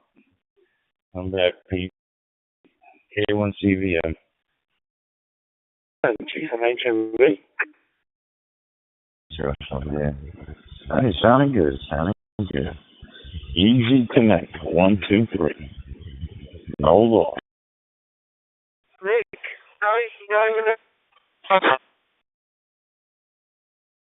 I'll stay around if you're going to graph up whoever it was who played the national anthem. Otherwise, we'll go QRT from HMV. I thought it was obvious. G7 WAP.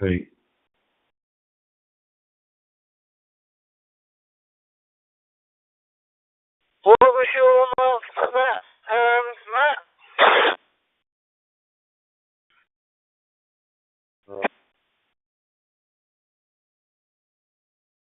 Yeah, I haven't heard any. I mean, I turned it on probably while you were coming on. I don't know. I haven't heard anybody, so it's crickets. I'm assuming that's you on the way hello.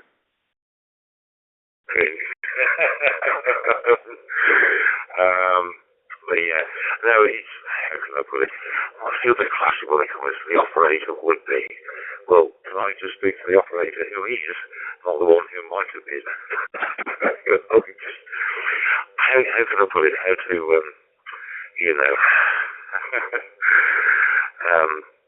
make an out of wedlock, version of the English language. That's the only way I can best get around that one. But oh dear, it just, it's how can I put it? it's one of those little things. It's a mirror. It's an irritation. It's not an annoyance. It's an irritation. It irritates, you know. It's like, if I talk like that, they can't see me radio, you know, clear off, you know. We speak, you know, English over here, you know. We don't use any what's it, but yeah, I know there's probably an awful lot of people now still, you know, all these tuned to press the PPTs and come and tell us that they started in that mode. But yeah, anyway, cut a long story short, yeah. It'll get. I mean, the thing is, there's no panic, and of course, the other side of things now is I've got the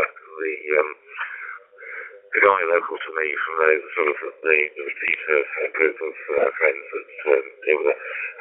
And it's the repeater group plus others, you know what I mean? I'm one of the others. I'm not part of the repeater group. But he's working out what he wants to go and have a play at the local range. And I said, you know, well, fine, you know, just let me know when you're going, and I'll come along, bring some of my stuff along, and you can have a try of that. And I mean, I'm sort of a little bit, you know, reticent about that because I always laugh and end up being dissatisfied with what he's got. Because he's, it's a bit like going around to somebody's house and playing with the radio and they've got a top of the range, you know, £3,000-4,000 radio, and then you go back to your little talk-about radio and just think, oh God, you know, I want one of those expensive radios. And it's the same thing again, you know, with the whole, I mean, it's the same with cameras and anything else, you know, there's, you know, like I said to you time and time again, you know, it's, you know, people have spent years and years and years in the hobby, you know, and actually they've built up what they've got, you know, it's the same for rifles, it's the same for photography, you know, and somebody out there has always got better stuff than you, you know. Please come again.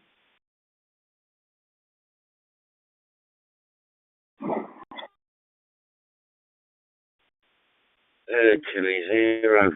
Yes, mate. Yeah, fair enough.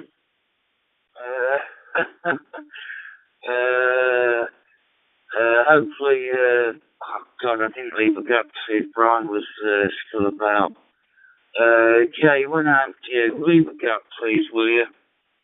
For Brian and Matt, if they're still around.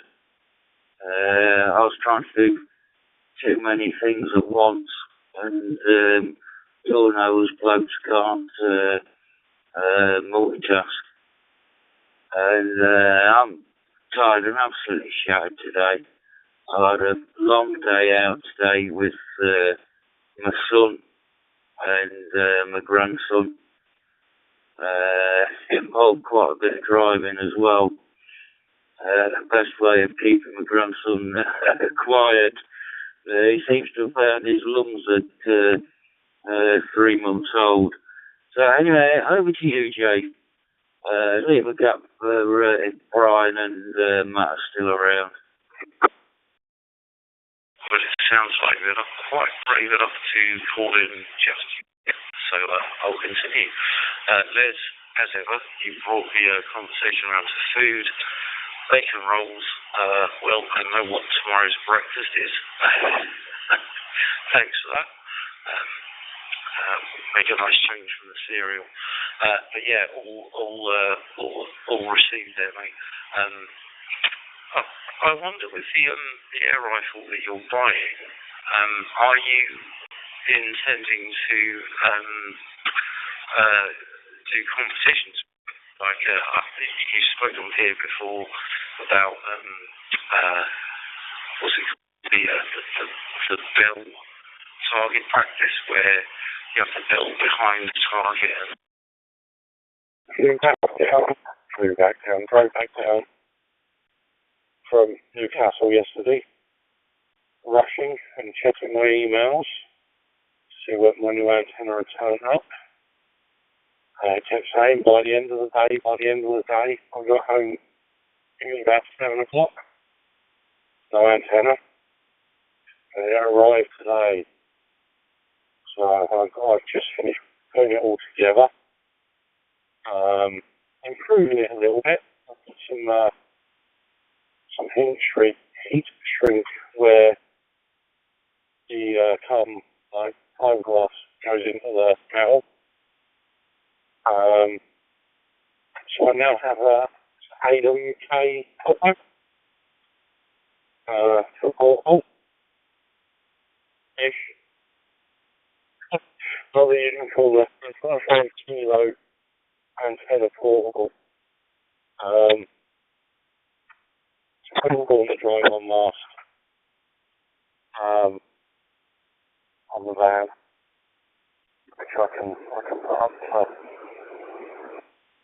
I've got 40 foot of sway poles, so I can go a little bit up.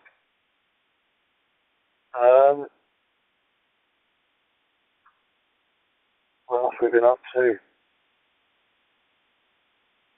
That is it for today, really.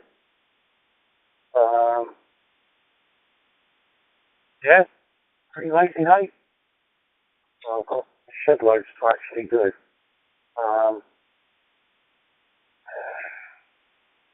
I may do a few loads of washing this evening. With that, I will pass over to G7HMV, and if Matt doesn't pick up, Brian, if you take out after that, the G7HMV from 30 JML, home group. For use in the UK, so it's actually an FX cutlass, and FX makes some very, very good guns in Sweden, and it was just like, normally FX guns, they're an extraordinarily high price, even older ones, but to get one that's badged as a Logan, as a British gun, considerably kills its value. So you get a very, very good gun because it's a very cheap price. But I mean, having a look at it, I tend to do just target shooting bench rest, but there is something called the bench rest challenge, and you basically, it's an on-demand thing. You have a scorecard with, I don't know how many targets are on it, is it 15, 12, I can't remember. Anyway, you take one shot at each one of these little targets on this card, and then you post it off and submit it to see how you get on.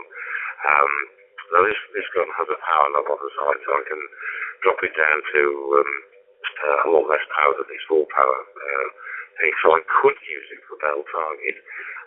As you notice, it's got a very long barrel, and if I stick a silencer on top, it's going to be huge length. You know, if I could actually stick a big chopper on the end of it, call it a halibut. You know what I mean. Halibut being a fish. But I forget what they call the medieval thing with a chopper on the top. The other spike is a pike, but I'm not quite sure if it has a chopper as well as a spike. It's called something else. I think it begins with H, but I could be wrong. But yeah, so I think there is a bell target club close to me, but there's no power guns normally. You're only shooting on 10 metres, usually indoors. And it's a very, very tight thing. The hole with the bell behind it is not much bigger. It's fractions of a millimetre bigger than the actual pellet. So it requires an awful lot of skill to actually bring the British film industry. So that struck a chord. And then, of course, the topic of conversation was pirates. Yeah. I don't want to repeat myself, but the ones. It's when you get full license holders making comments, don't give their call sign. That's worse to me than proper pirates, unlicensed. Well, I think to say proper pirates, but you know what I mean. But there we go. Well, thank you, gents. Thanks for bringing me in. I think it goes back to the top, to Tom, doesn't it? Back to you, Tom. I'm 7 Sugar Echo Yankee.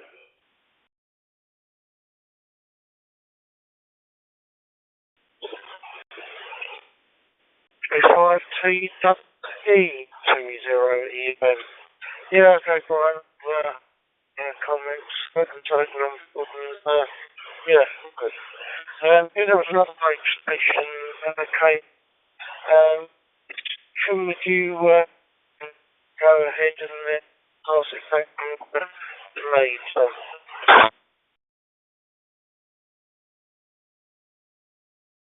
We've got Mike 7 Sugar Echo Yankee under Hill Markham. 7 OHK returning. Daniel, lovely to hear you, mate. Hope you're doing well. Really good to hear you on the air. I will pass it swiftly over to Les because I have no knowledge of air rifles. I can talk about shotguns, I can talk about bows and arrows, but I can't talk about air.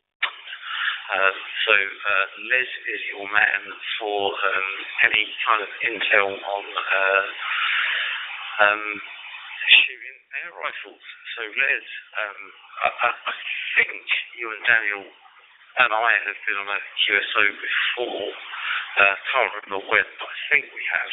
Anyway, it's lovely to connect everyone together. But Les, why don't you take Daniel through the state of air rifle competition in the UK? So I'll sling it over to you, Les. 2E0 LRV from M7 OHK.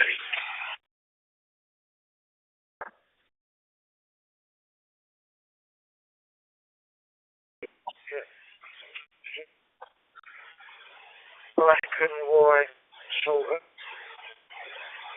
picture of the marks that Ali Pally, if I remember rightly. Well, I'm 46, so I don't remember back in the day, am I? Maybe they do. With the target set up and there's posts that you mark as where you stand and shoot these things at all different ranges. They're usually knockdown targets, so you shoot them, knock it over, and then pull the string. I don't know an awful lot about them, but some of them you have to lie down, some of them you kneel, some of them you stand up, rest against the tree. There's all sorts of things. So I'm not very mobile, so that's out of the question for me. Whereas the bench press shooting, I can sit down. Like I use like a beanbag type of thing sat on a table, or more often what I tend to use is a rifle rest on the top of a heavy duty camera tripod with a big ball head on. Yeah, I mean, I've always had an interest in the air rifle since I was a kid. I've normally had a pistol or a rifle, but when my granddaughters got old enough, about 10 years ago, they got interested in it. And they sort of, I ended up, getting an awful lot of different guns and things for them to shoot with. And they were shooting balloons and imperial mints and little bottles full of water.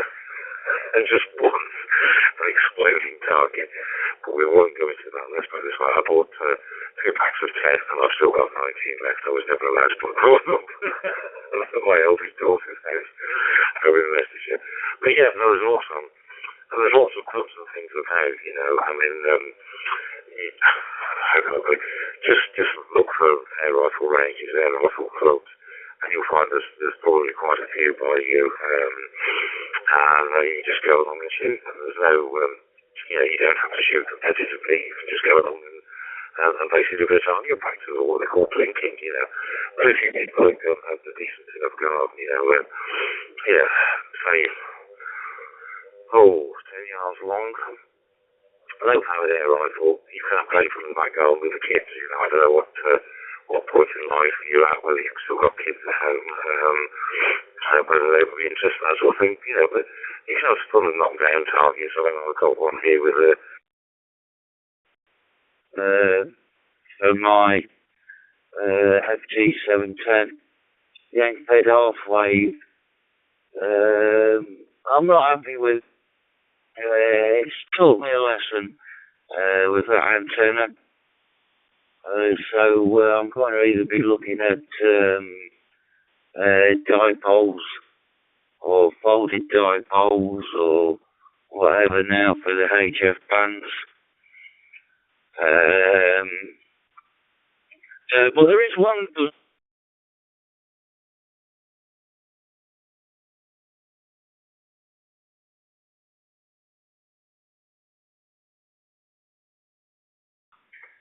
2E0 GSV.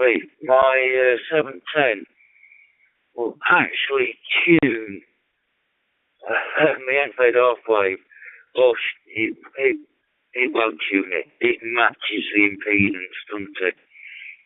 So that the transceiver is happy, but we call it tuning, don't we? But it'll tune the end-fade half-wave for 4 meters. So I had a couple of contacts yesterday on 4 meters using the end-fade half-wave on FT8 and got into the continent on it.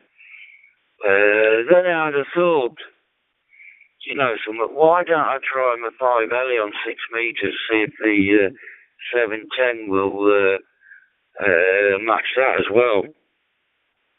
And it does, but by the time I got to use the 6 meter antenna, the sporadic heat dropped on 4 meter band. So I didn't get to see if that was actually useful on the band, but we'll wait and see on that one. But I must admit, I do need a new antenna for HF. 2E0 JML and the group 2E0 JSV. 42 ACP type stuff, but unfortunately I've waited and waited and waited, and after a year of waiting, I just said, you know, forget it, I can't be bothered.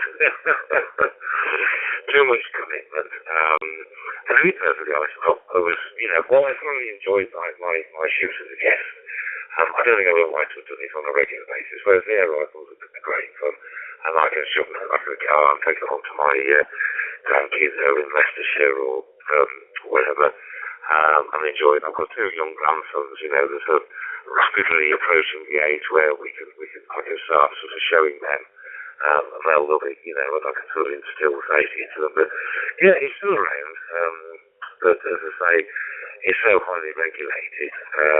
You know, I used to belong to a gun club. I used to live in Coventry. There was a company called GEC, electrical company, but they had their own club, and they had a shooting range, 25-yard shooting range. I used to go down there on, I think it was a Thursday evening, and blast away with all sorts of pistols, you know, only 2 pistols. But some of them, I think, some of the guys were down there got full bore stuff, which they basically shouldn't have used down there. But yeah, that was when I was 17, 18. And then, of course, when I discovered girls and cars, and that was the end of that. In fact, there's probably half a box of 2.2 down there that still got my name on the top. This is Ronnie's name on the ammunition and leave it there when you went home. It's probably still, I would imagine that club's long gone, although the GC's gone, so the shooting club's probably gone as well. But yeah, anyway, I was well into, you know, LLB. YAVAPI 710, and the tuner is quite finicky. I did have a rotatable dipole pro antennas, and I had to get an external tuner because the way the antenna worked, it's non-resonant, so the SWR was high, and that's why I got rid of it basically. But the internal tuner wouldn't tune it. It won't do anything above 3.1. So if your end-fed is tuning on that internal tuner, then it can't be too wrong. But what somebody very knowledgeable told me was, say if the antenna, say the UK antennas 40 to 10, and you transmit on 6 meters, and it tunes beautifully on 6 meters or 4 meters. It tunes beautifully, and you'll end up, this is what I've been told, anyway, this is what I've been told, it'll the balance, it'll oversaturate the, what's the,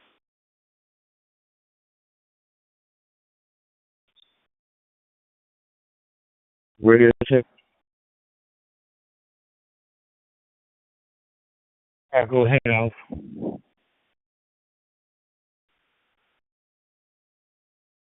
J7 OAW CQ.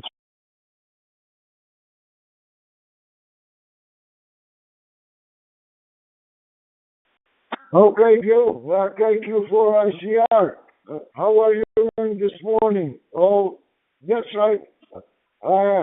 Yesterday, I think you came on late Australian time, and by the time that I got it back to you, of course, it was too late because I had gone off, Gil. Thank you for ICR, VK2GAP.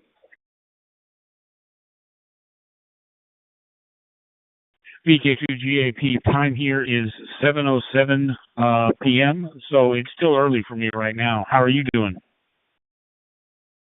The other Brian, and then Frankie's trying to join the club. So over to you, Brian. The local club, and it was quite a good evening. So, I got out of the house, so that wasn't too bad, Gil. And everything is okay this side. I tell you what, you're a genius, mate. I haven't had any more problems with the radio, so everything is okay.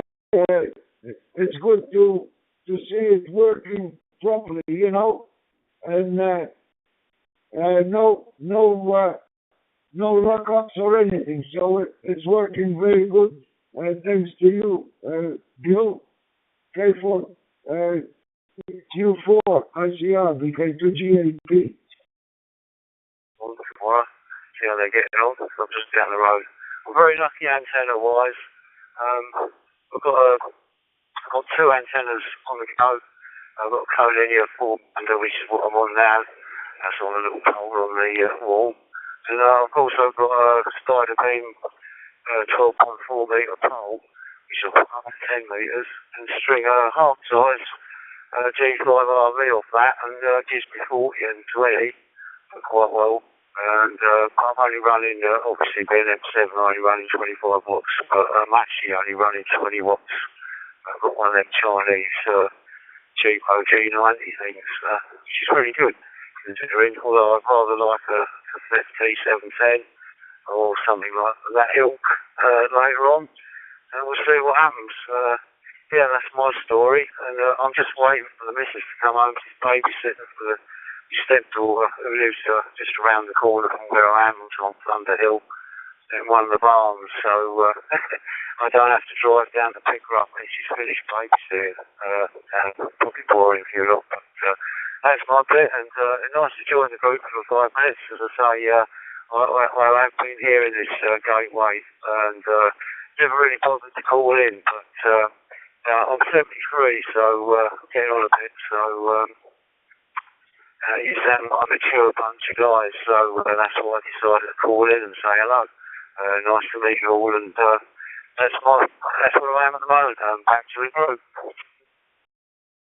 I think everybody in the country, everybody who legitimately enjoys the sport is penalised because of one idiot and one stupid police constabulary who can't get the means to do it. So yeah, don't get me started. Back to Owen, I think, or was it Owen give it to me? So, thinking of either Daniel or whoever it was next from 2 years ago, hello. Around the other half, you get interference. Now, you could get a bit of kit a while ago. In fact, I've got a broken one somewhere. I need to replace the multi-band or multi-select switch in it. Called an artificial earth. We've actually tuned the earth or the ground like you would an antenna. Never actually had to try it out in animal, but if you're using and trade halfways or unbalanced antennas and you can't stick up a dipole, it's certainly an option to consider an artificial ground. It might save you a bit of heartache when it comes to RF. Yeah, Tom, it's definitely you breaking up, mate. It's not Nick, it's definitely you. I don't know if there's anything wrong with you. And Jay, please sort out your audio, mate. It's hurting my ears. Over to you, Tom. U7 WAP. Very light compared to what I used to shoot. But then I was in the Air Force and not in the Army, so it always took a while for the Air Force to catch up. There was 2 years in 303s after the Army finished, SLR for about 4 years. Not quite sure it's true too. I think it might be M7 OHK, 0 ASE. It's almost bearable, but yeah, Frankie has got a point there, Jay. Bit raspy. That's what the only way I can describe it. And as to the possibility of someone trying to key over me, or me breaking up, I wasn't ISX, so I've come onto the Shari now. So if anyone wants to try and key over me now in the local area, good luck, because you're not going to have any. The move is picking up pace. I got a skip in this morning, so we've been clearing out the house. Oh well, the girls have been doing the house, and I've been throwing a load of rubbish from the garden into there. I need to get the cherry picker back down here to take down the antenna, because there's no other way of getting up to it. It's at an awkward angle. So that's got to come down. The antenna has already been sold. But the handover will be when it comes down. There's no rush for it, he said. It's a case of when it's all good for you.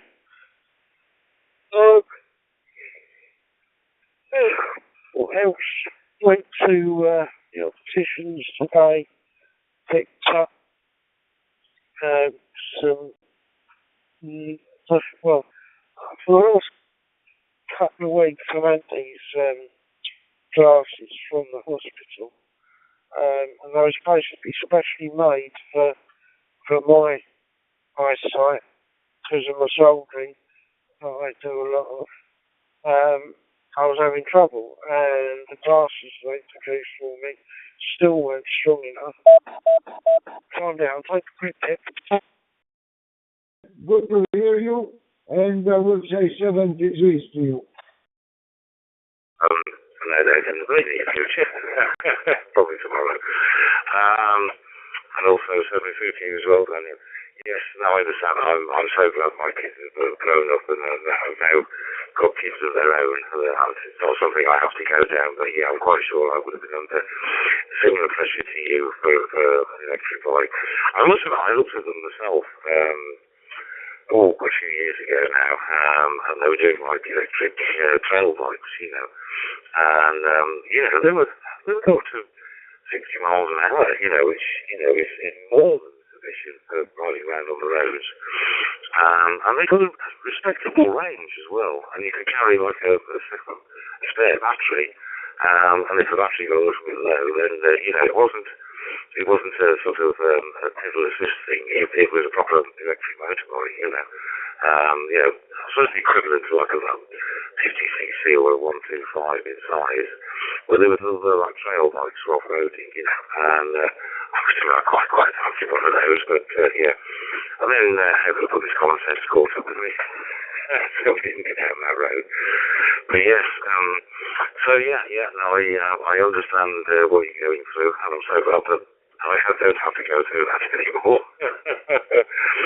So with that, I'll say 7-3, and I'll probably going to disappear as well, because I just realised my coffee cup is empty, although there's some drinks in the bottom, but I'm still too coffee, so I'm not going to go there. There'll be all goody bits in the bottom. So, hopefully some three to you, and look at you on, and if you hear me again, and just give us a shout. You know, the topics that range from food to the universe, so to speak, or to, what is it, infinity and beyond, I think they used to say in Toy Story. So with that, I'll say some threes to Daniel, and over to Rod, and I'll say 73 to Rod. So he's turned up at the very end, but there you go.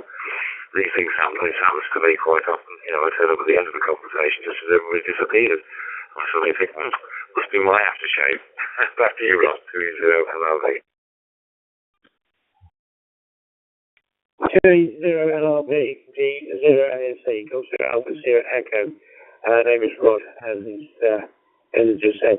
Let's look back somewhere better for the next 145 alive. I just typed in High Point in New Forest National Park, and I've come up with a place called Telegraph Hill, which is not the one down in Devon, but it's one in the New Forest. Apparently there was a telegraph station there back in the 1800s in the Napoleonic Wars. So we'll give that a go next time. It's about 100 metres higher than where I was for the last one. So I might do some better, might do a bit better there. Anyway, I've been watching a couple of films on telly, and I thought I heard you talking, so I come in and see what was going on. Just about to go to bed myself. I've got to go round to my mum's tomorrow, and my brother-in-law's got all my fishing, the whole fishing tackle down out of the garage loft. I've got to sort through it because it's got to go, because I can't go fishing anymore. My fingers won't let me tie the knots. And probably, if I try to cast, I fall over. My balance is right out of it. I can drive all right, but I can't. Yeah, well, that's why I give up the motorbike. Anyway, I'm not sure who it's round to next. I think everyone else has disappeared, so I'm going to leave it open, and I'm just going to listen. G0 AZ.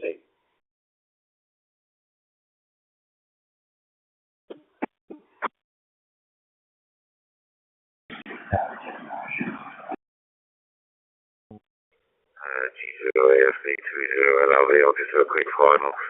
Yeah, the whole company's called Telegraph Hill. It's a good clue, isn't it? Yeah, so hopefully good luck for the next one. I mean, hopefully from where you are in the Forest, you might get around to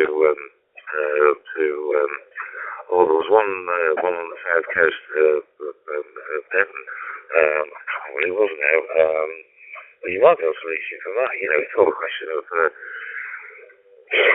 how good an antenna you've got, as to how far you're going to get. I was in discussion with Peter about it, you know, and it's, you know, the better the antenna, the lower power you need to achieve the same results, you know, because I know Peter very pointedly pointed out to me that he was only running 10 watts, because I thought, hey, you know, all it is, but it could be also to save battery life, to make sure we've got enough battery to do the whole event. So, and it was a very salient point to make, you know, because I was running 50 watts most of the time, dropped down to 20, and there was absolutely no difference in my signal to Peter between 50 and 20, so I needed to run it to 20. I was running it off the car battery, so, you know, I wasn't going to run out of power anytime soon, you know, but, yeah.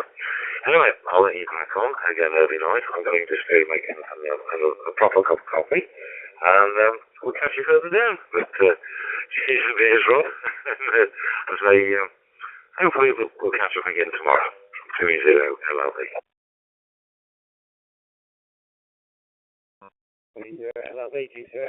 Yeah, probably. I'm going to go round to the mum's tomorrow, go sort of fish and tackle out. As I say, it's all going to go. Someone was supposed to be buying it, and then he's messed me about a bit, so it's either going to go on eBay, or it's going to go down a Caribou sale. I haven't made up my mind yet. But, yeah, I did enjoy fishing. I used to enjoy riding my motorbike, but since I had a problem with my back, and it's affected my balance, and I've got titanium rods in my neck, and the last thing I want to do is come up a motorbike and damage that. I decided and part of the grief that I get from the kids and my sister, I thought discretion is better part of valor, and gave it up. So it's 7-3, I'll probably catch you later on. I won't be late down in my mum's tomorrow, because I'm going round get me sausage, bacon and eggs for lunch. We'll do meat for the day, because I'm not supposed to go on a diet. Well, I have. I've actually lost over a stone, but I need to lose at least another one. So 7-3 just in the 2E0 later on today. 2E0 and I'll say 20 You undo that because that will amplify everything in the background. Yeah. Wow, what a load of... So he was making me fall asleep with all his yawning. But there we go. It's a nice network. People on... yeah, I don't really have things to say as well. Unless you've got some questions. Brian, is it Brian with a Y or Brian with an I? I'm Brian with an I. With a Y, rather. I'm a Welsh way, living in North Wales. So I'll pass it over to, I think it's next to Nicole, yeah. Or am I missing somebody out? No, I think I'm right in saying it's Brian M7SEY. I think that's right. Over to you.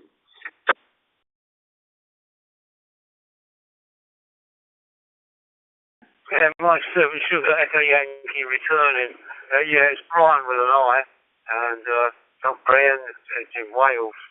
So sometimes I have had it spelled that way. I don't know why. But I didn't do it, but someone else did it. Yeah, oh, it's nice. You guys, one of you guys can tell me. I've now got all the call signs, Mick, Tom, James, and Brian, and obviously myself. Do you log these EQRZ for contact, or is that a stupid newbie question and we don't really log gateway contacts? Only I haven't really used gateways much. I got on the one in Norwich a couple of times, but reception here is awful for that. And I couldn't hear what people were saying half the time. Here is not that good. But it's good enough on this. They're all pretty good, clear. Even the guy that had the little dropout problem, so I could hear what he was saying. So that was a problem at all. No problem there. And yeah, so do we have the contacts? Back to you, Mick.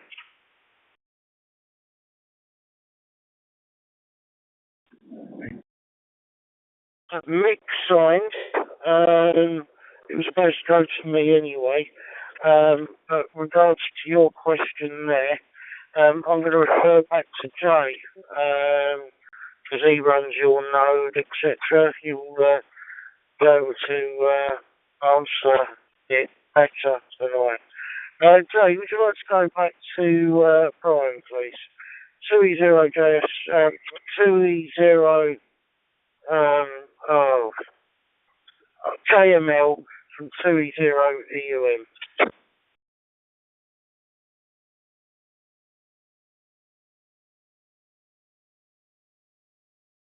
Yeah, sorry, apologies,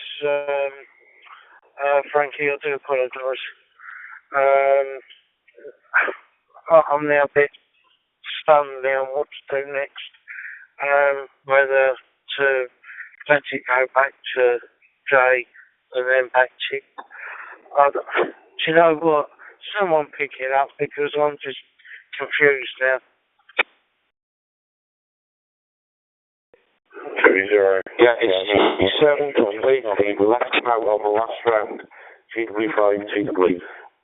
G7, WAP, you take it.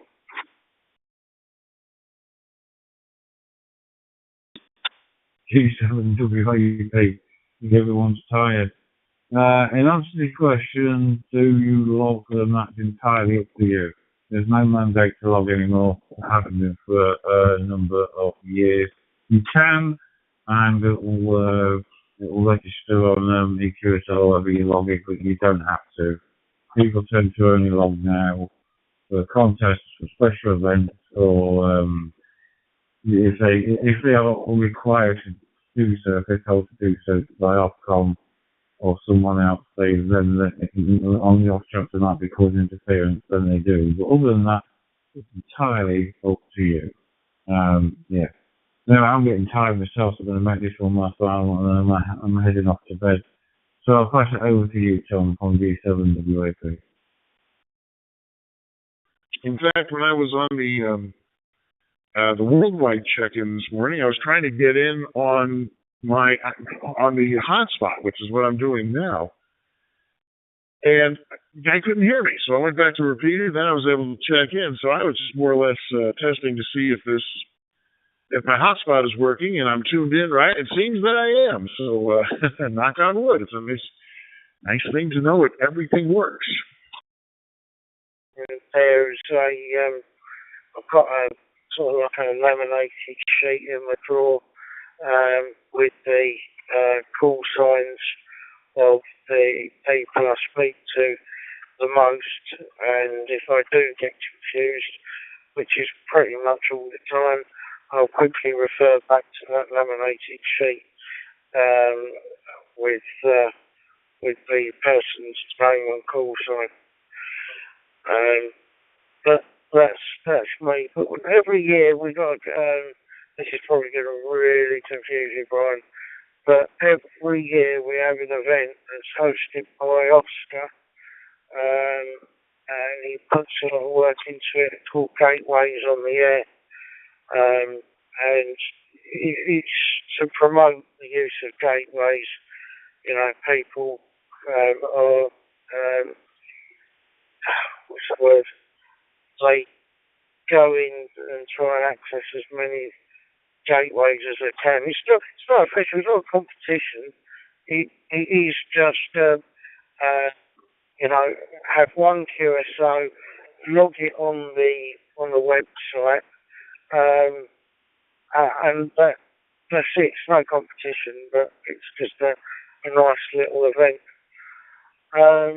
Right, who signs? I think it goes round to Jay now, because I think everyone else has signed. So, 2E0 Bennett, JML from 2E0 EUM.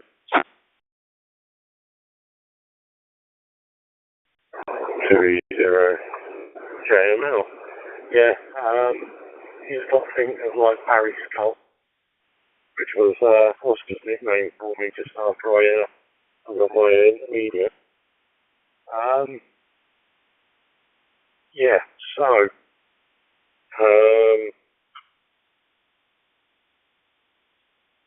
Brian with an I. A little bit about the network. It's all-star based, but we do have digital bridges. So we have connections to YSF, D-Star, M17, and pretty much any other mode you can think of that's digital. We also have Zello Bridge, Echo Links, and yeah, there's lots of ways into the network. I'll give you a moment to get a pen and paper, and I shall give you some websites to look at. As for Gateways on the Air, Gateways on the Air happens the week of the summer solstice, normally 8 or 9 days long, and it is just a fun event to encourage people to go out, go portable, go out. The way it is, because you're coming very clear, very nice and clear, so you're doing a great job, Mr. Ralph. So, anyway, well, Mr. Ralph, I'm going to see if I take the load off over here with that little coffee, and if you can't do the coffee, let me tell you, Starbucks is just right over the corner. All right, Mr. Ralph, you take good care of yourself, many blessings to you and your beautiful family. I'll be leaving you with a very warm and a very 73 to you. And thank you for coming back to me. You know, this is Kilo 4 Alpha and Kalima being on clear and on your last, I mean, with Mr. Ralph, Kilo 6, India Tango Bravo in California. Neil Yankee Lima, that's it. Thank you, kind sir. Yeah, I don't have a Starbucks too far away from me. In fact, I got a couple within just a few minutes. But I've also got some Starbucks French roast Keurig cups. So I'm about to fire up one of those. Hey, thanks for coming on back. At least I know, like I said, the gear's all working. I'd got WPSB working back on this thing because it stopped working, and that took a while. All in all, I'm just happy that I got DMR working. 73 to you as well. Enjoy the rest of your Saturday. This is KK6ITD, Beaumont, California. 73 and clear. 73, my good friend. I left you there a little confirmation there on QRC. And many blessings to you, Mr. Ralph. All right, I'll be going clear with Mr. Ralph, my good friend Ralph in California. Kilo 6, India, Tango Bravo, and I'll be clear. This is Kilo 4 in Miami, Florida. God bless you, my good friends.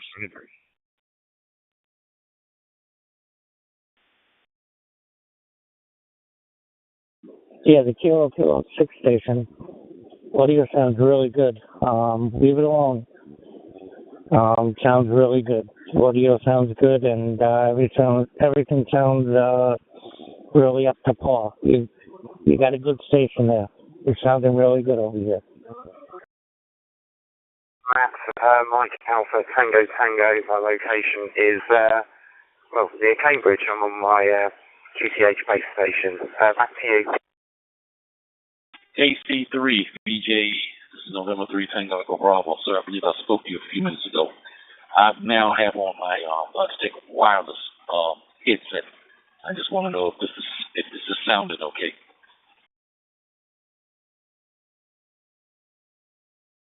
Yeah, it sounds good now. It sounds a little bit better than what it was before. Yeah, I guess on here everybody's having a little bit of problems with audio sometimes, a little bit.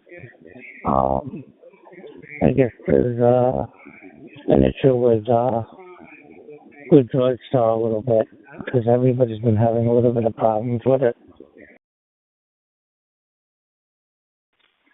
Yeah, I don't know why. I don't know what it is, because I got the latest build. Since my laptop is 64-bit, I downloaded the 64-bit. I've tried my Logitech. It's coming in weak, and I don't know why. And I turned the mic gain all the way to 100, and I put it back on ATC. So I don't know. Maybe some microphones don't work very well on an app like this. That's what it seems like. Anyway, thank you for the comeback, sir. I won't hold this up because you know how this talk group is very, very popular. Everybody's competing for a QSO. So I will say 7-3, sir, and you enjoy the rest of your weekend. Stay safe. November 3 Tango Bravo. I'm standing by and listening. Okay, my friend, God bless you, and we'll be standing by over here on 91. God bless you.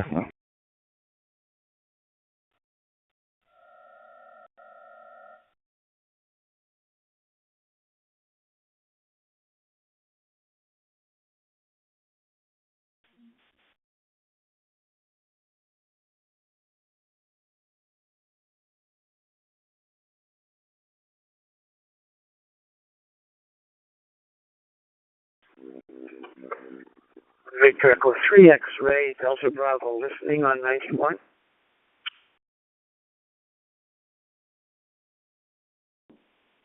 Victor Echo 3 X-Ray Delta Bravo. This is Hotel Lima 5 Bravo Delta. I heard you very well. How do you copy? Hotel Lima 5 Bravo Delta. This is Victor Echo 3 X-Ray Delta Bravo. I got you very well,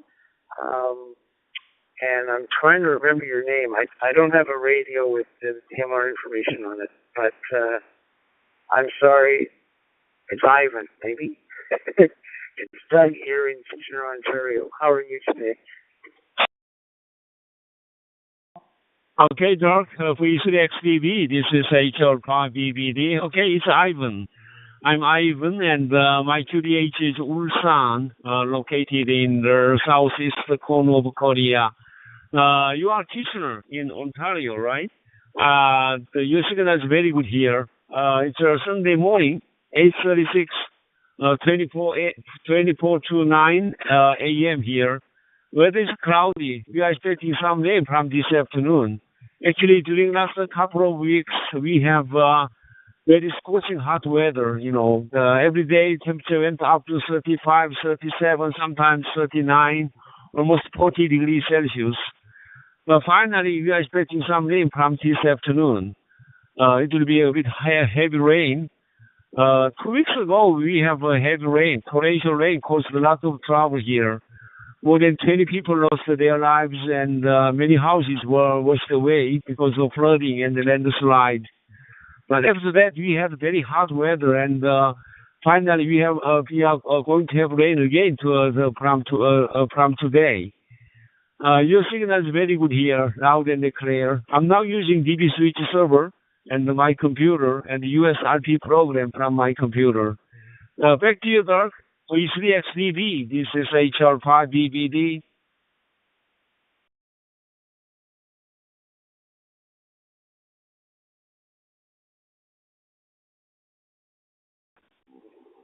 Oh, very good, Ivan. You sound fantastic, as usual. And yes, I read about that unfortunate situation in Korea. That's terrible. It's been hot here as well. Just over the last couple of days, we've had some relief. It's this evening. It's only about 25 or so, but we've had many days in the mid 30s, which is very hot for us. But we're having this evening. It's clear, but we're having forest fire smoke. So we're getting a bit of that tonight. We can smell it in the air and see it in the sky. So it's hazy. Anyway, I won't hold it here. We're on 91, but I'm also using a DV switch, the DV switch server, connecting in analog radio, which I'm using right now. I'm sitting out in the backyard on the radio. Anyway, you have a great day, Ivan, and thank you so much for the call. This is Victor Echo 3 X-Ray Delta Bravo. Bye for now. 210 73. This is HR5 will be returning for the final. Okay, Doug? Thank you very much. You also stay safe and stay cool and stay well. Thank you very much. Hopefully just mine and hope to meet you again. You have a good evening and I'll start my day here Sunday morning.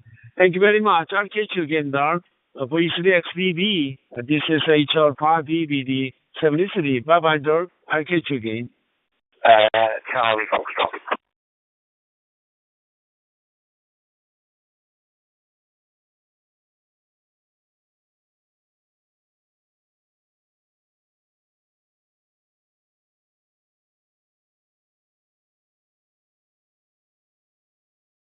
Hotel 55, Bravo, Bravo Delta. Hotel 55, Bravo, Bravo Delta from South Korea. Yankee Bravo 2, Juliet Bravo Victor, Indonesia. Calling you over. Oh, Yankee Bravo 2, Juliet Bravo Victor. This is HR5BBD. Good morning, Augustinus. I think we spoke before. You are coming in very nicely here in South Korea. How have you been? I hope everything's okay with you. Here we have really unusual weather situation here. This year we have a scorching hot weather. It's still continuing for last 2 weeks, and finally we are expecting some rain from this afternoon. It will be very good rain for everybody. Hi. Your signal is very good here. Yankee Bravo 2, Juliet Bravo Victor. My name is Ivan. India Victor Alpha November, Ivan. Back to you, Augustine. This is HR5BBD. Okay, Mr. Ivan Lee from Ulsan City, South Korea. Thank you very much. You are answer and you are respond my calling on the Talk Group 91. Happy to meet you also. Nice to meet you this morning from Flora, small city and Java Island. Good morning, and this local time 6 past 40. Happy meet you. Your modulation very nice, Mr. Ivan. Very nice. Very predictability. Loudly clear. I am like it. Back to you, Hotel 55 Bravo Bravo Delta, Mr. Ivan from South Korea. Yankee Bravo number 2 Juliet Bravo Victor Flora Indonesia over. Very good. Augustinus, Yankee Bravo 2, Juliet Bravo Victor. This is HL5BBD. Oh, you are 6:42 now. Then we are 2 hours ahead of you. We are 8:42 here. I've been to Indonesia several times, but my last visit was almost 20 years ago. So I'd like to visit Indonesia again someday. I'm wondering if you've been to Korea. If you haven't yet, I hope you have a chance to visit Korea someday.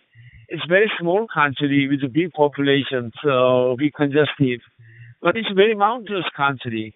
That's why there are many city names that end with San. You know, Ulsan. My QTH is Ulsan. I was born in Busan, Masan, Osan, like that. You know, there are many city names that end with San. San means mountain because Korea is very mountainous country. So there are many city names that end with San. Okay, thank you very much. Your signal is very good. I hope you have a good day today and hope to meet you again. The Yankee Bravo 2, Juliet Bravo Victor, Augustinus in Boloa, Java Island. This is HR5 Bravo Bravo Delta, Ivan in South Korea. Thank you. I'll catch you again. Seriously. Bye-bye. Terima kasih. Okay, thank you very much, Mr. Ivan, Hotel 55 Bravo Bravo Delta from Chohwagolgil, Junggu, Ulsan City, South Korea. Thank you for such nice guest on this morning from Indonesia. I wish you good health, still healthy and happy. Okay, Mr. Ivan, Hotel 55 Bravo Bravo Delta. See you next time and God bless you. 73, bye-bye. Hotel 55 Bravo Bravo Delta, Yankee Bravo, number 2, Juliet Bravo Victor, clear. Thank you very much for such nice case. So, 73.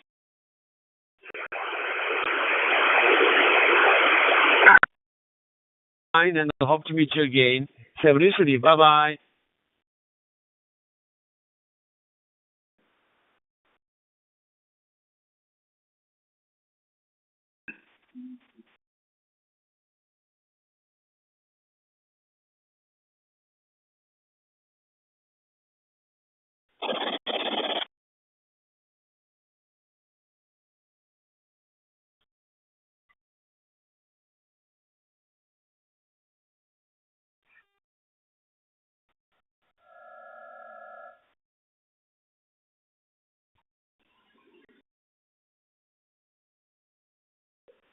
KD2TAX.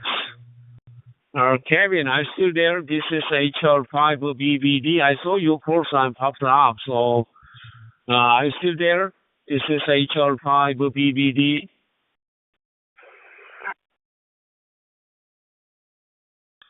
BBD, this is Kilo Delta 2, Tango Alpha X-ray. Go ahead, Ivan. Okay, KD2TAX. This is HR5BBD. Hi, Kevin. Good evening. Thanks for coming back to my call. I just saw your call sign popped up, and I'm now looking at your photo. It's a Bruce baseball stadium, right? The day before yesterday, last Tuesday, I went to Busan to watch the baseball game of Korean football, Korean pro baseball game, Sajik Stadium. It was really good. More than 35,000 people gathered to enjoy the baseball game. I really enjoyed it, even though the weather was a bit hot, but I really enjoyed it. Hi. As I see your photo, it reminds me. Hi. Thank you very much. How are you doing today? KD2TAX. This is HR5BBD. Hotel Lima. 5, Bravo, Bravo Delta, Kilo Delta 2, Tango Alpha Extra. I'm doing pretty good, Ivan. Thank you so much for asking. Yes, that is a picture of the new Yankee Stadium. They demolished the old Yankee Stadium and made a park out of the old Yankee.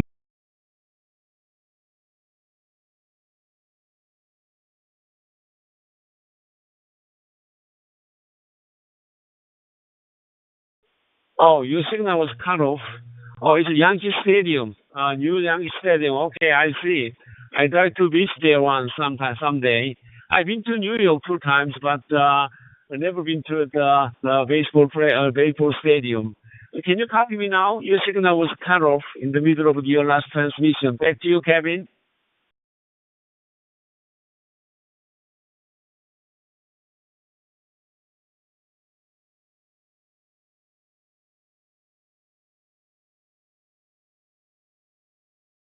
Oh, looks like you don't know. Your signal was cut off. Okay, Kevin, thank you very much. I'll say 73 and catch you again next time in good condition. KD2TAX. This is HR5BBD 73. Bye bye, Kevin. HL5, BBD, KD2KX. Yeah, I'm having a problem with one radio. I'll switch to another radio. Yeah, that's the new Yankee Stadium, and they made a park out of the old Yankee Stadium. But everything is good here. We've been having some very bad weather over here. It's been very hot. We had a lot of rain over here, and today is one of the coolest days we had in a long time. I thank you for the contact, Ivan. And if you're on QRZ, I'm going to add you to my QRZ. And if you have QRZ, please confirm the QSO. HL5 BBD, KD2TAX. I will be clear after your final. KD2TX New York. Okay, Kevin, thanks for the information. Yeah, it's Yankees Stadium, Yankee Stadium. Someday I'd like to visit there and watch the baseball game. Okay, thank you very much. You have a good evening and hope to meet you again. Now your signal is very good. Looks like you switched to another radio. I copy you very well. Actually, during the last couple of weeks, we have a scorching hot weather, But finally, from this afternoon, we are expecting some rain, about 200 millimeter of rain. It's a quite big amount of rain. I don't know if there. I hope there's no damage anymore. 2 weeks ago, we have 500 millimeter of rain just for several hours. It caused a lot of trouble. Because of torrential rain, more than 20 people lost their lives, and many houses were washed away because of flooding and the landslide. I also heard the news about damages, the flooding in New York. I hope you stay safe and stay well. Thank you very much, Kevin. Hope to meet you again. KD2TAX, this is HR5BBD. I'll catch you again. Seriously. Bye-bye, Kevin.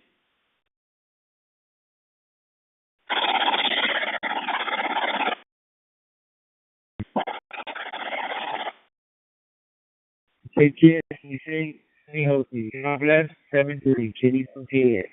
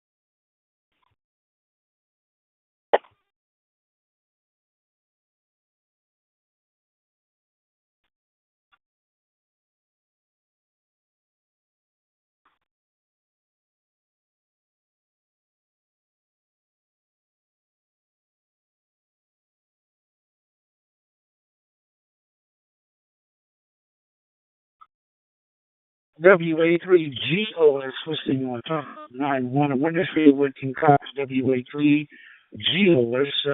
Could you give me a signal report? This is WA3.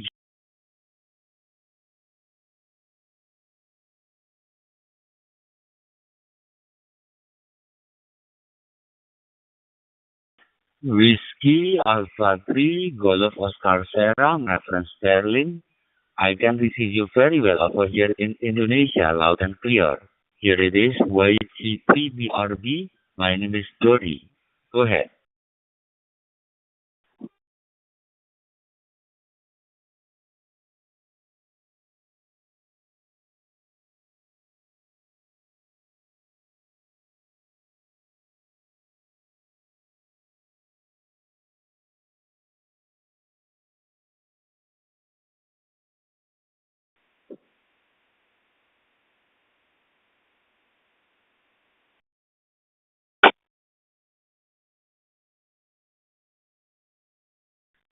Whiskey 4, Sarah, Juliet Zulu, my friend Stephen.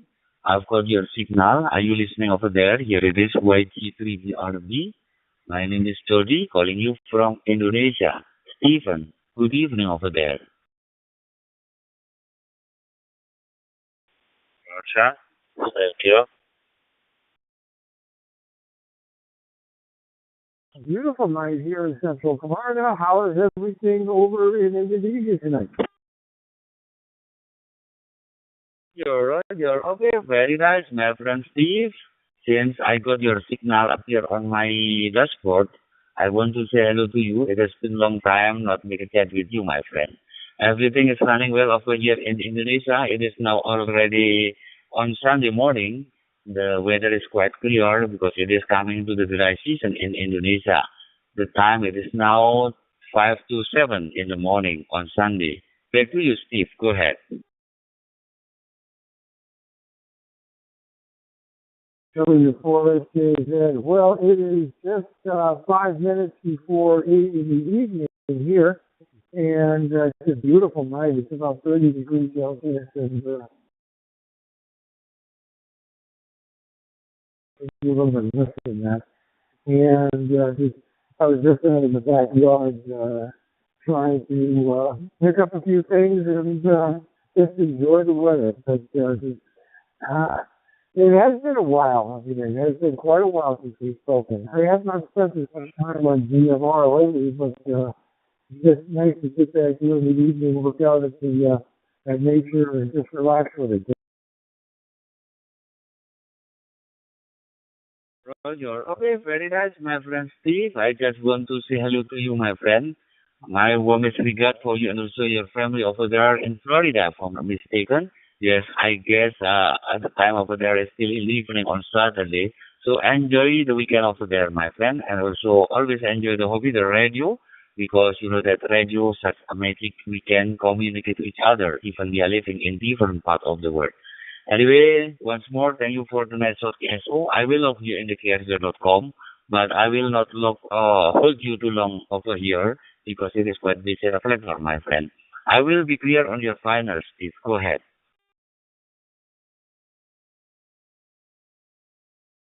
Okay, I made it. So we'll try again here again one of these evenings here soon. It is very good to hear you in there, my friend. It really is. And the very best to you and have a great Sunday. YBCBRB, W4SJZ for 7-3. 73, my friend Steve. I remind you once more, I love you in the KSJ.com, my friend. See you later. 73, bye-bye.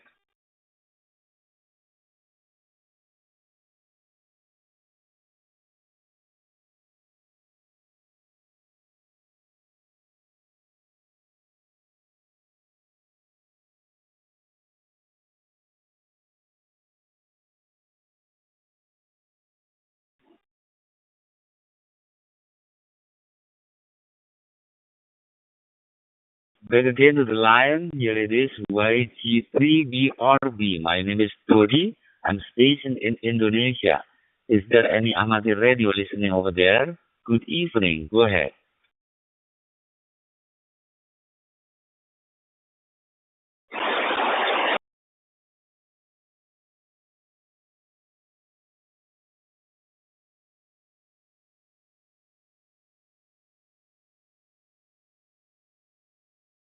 Nothing heard. Here it is. YT3BRB. Clear listening into this. Reflector 91 worldwide TMR.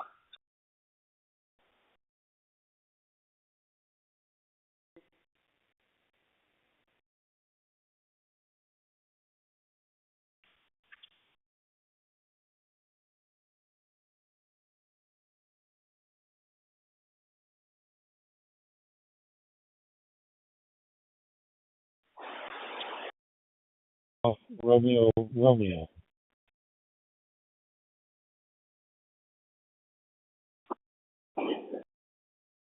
Romeo, Romeo. Good evening over there, my friend. Here it is, YT3BRB. My name is Dodi, greeting you from Indonesia. Robert, go ahead.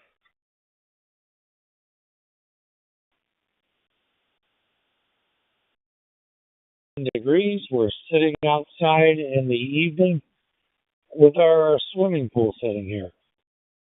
It's a good day to talk to you. How are you today, sir? Roger. Okay, very nice, my friend Rob. We used to meet each other in the past, often something like that, my friend. So when I listen to your voice, I want to say hello to you, my friend.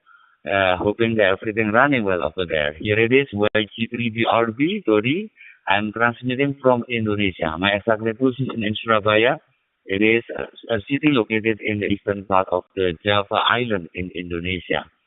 Anyway, I can receive you very well out on the superior. At the moment, I'm running with Anytone 878 UV2 Plus. It is connected to the OpenSpot 4 Pro. Back to Europe. Go ahead.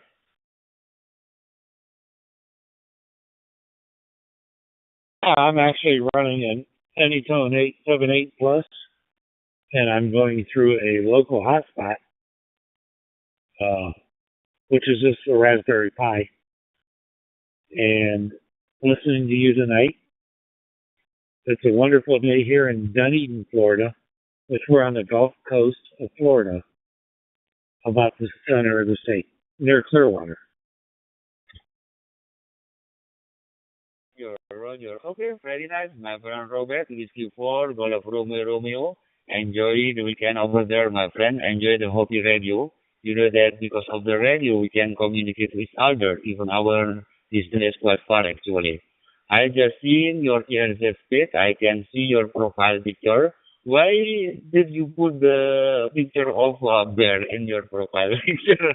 Why don't you put your own picture, my friend Robert? In order that I can see your picture, back to you, Robert. Go ahead.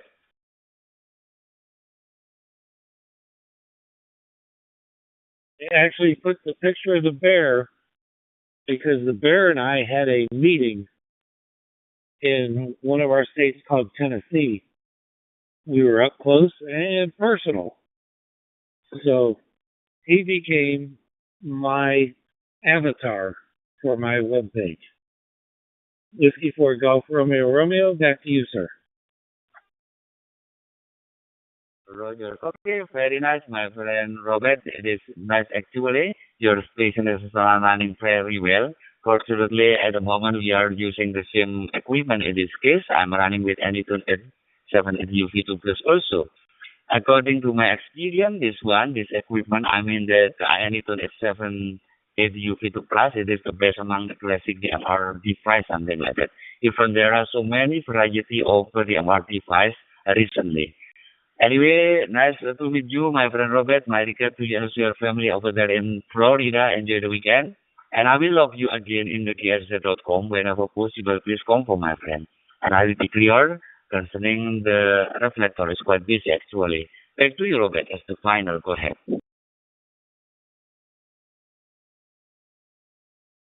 Sir, when I get inside, I'll go ahead and log you into my QRZ also. It's been nice talking to you.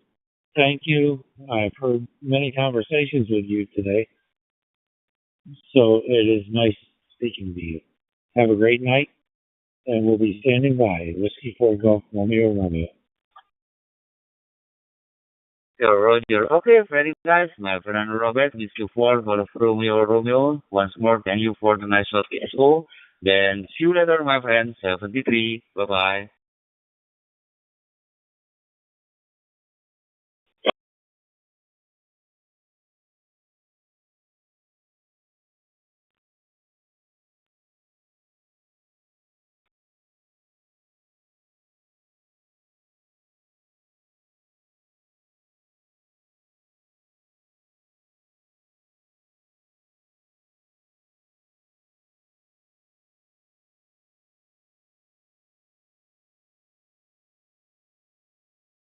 back again to the line. Here it is YG3BRB. My name is Tori.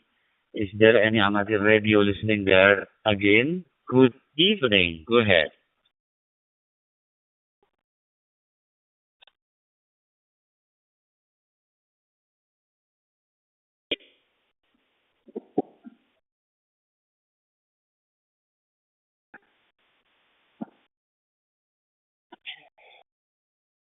Your signal twice. Are you going to transmit? Here it is YG3BRB Dodi. I'm stationed in Indonesia. Mark, go ahead.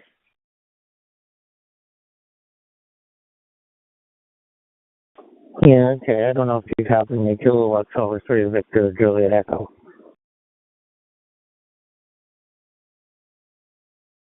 Kilo Charlie 3 Victor Juliet Echo, my friend Mark. I can receive you, but it is not quite well because the voice is not quite clear. But I can still get your point. Here it is YG3BRB, trying to call you from Indonesia. Mark, go ahead. Open connected to server from Indonesia. You're really sounding good over here. Really nice audio. You get a very nice station over there. You're really sounding really tip-top shape over there. Station sounds really good over here in the United States, over here in Pennsylvania. Name over here is Mark, Mary Angel Robert Kilo. Yeah. I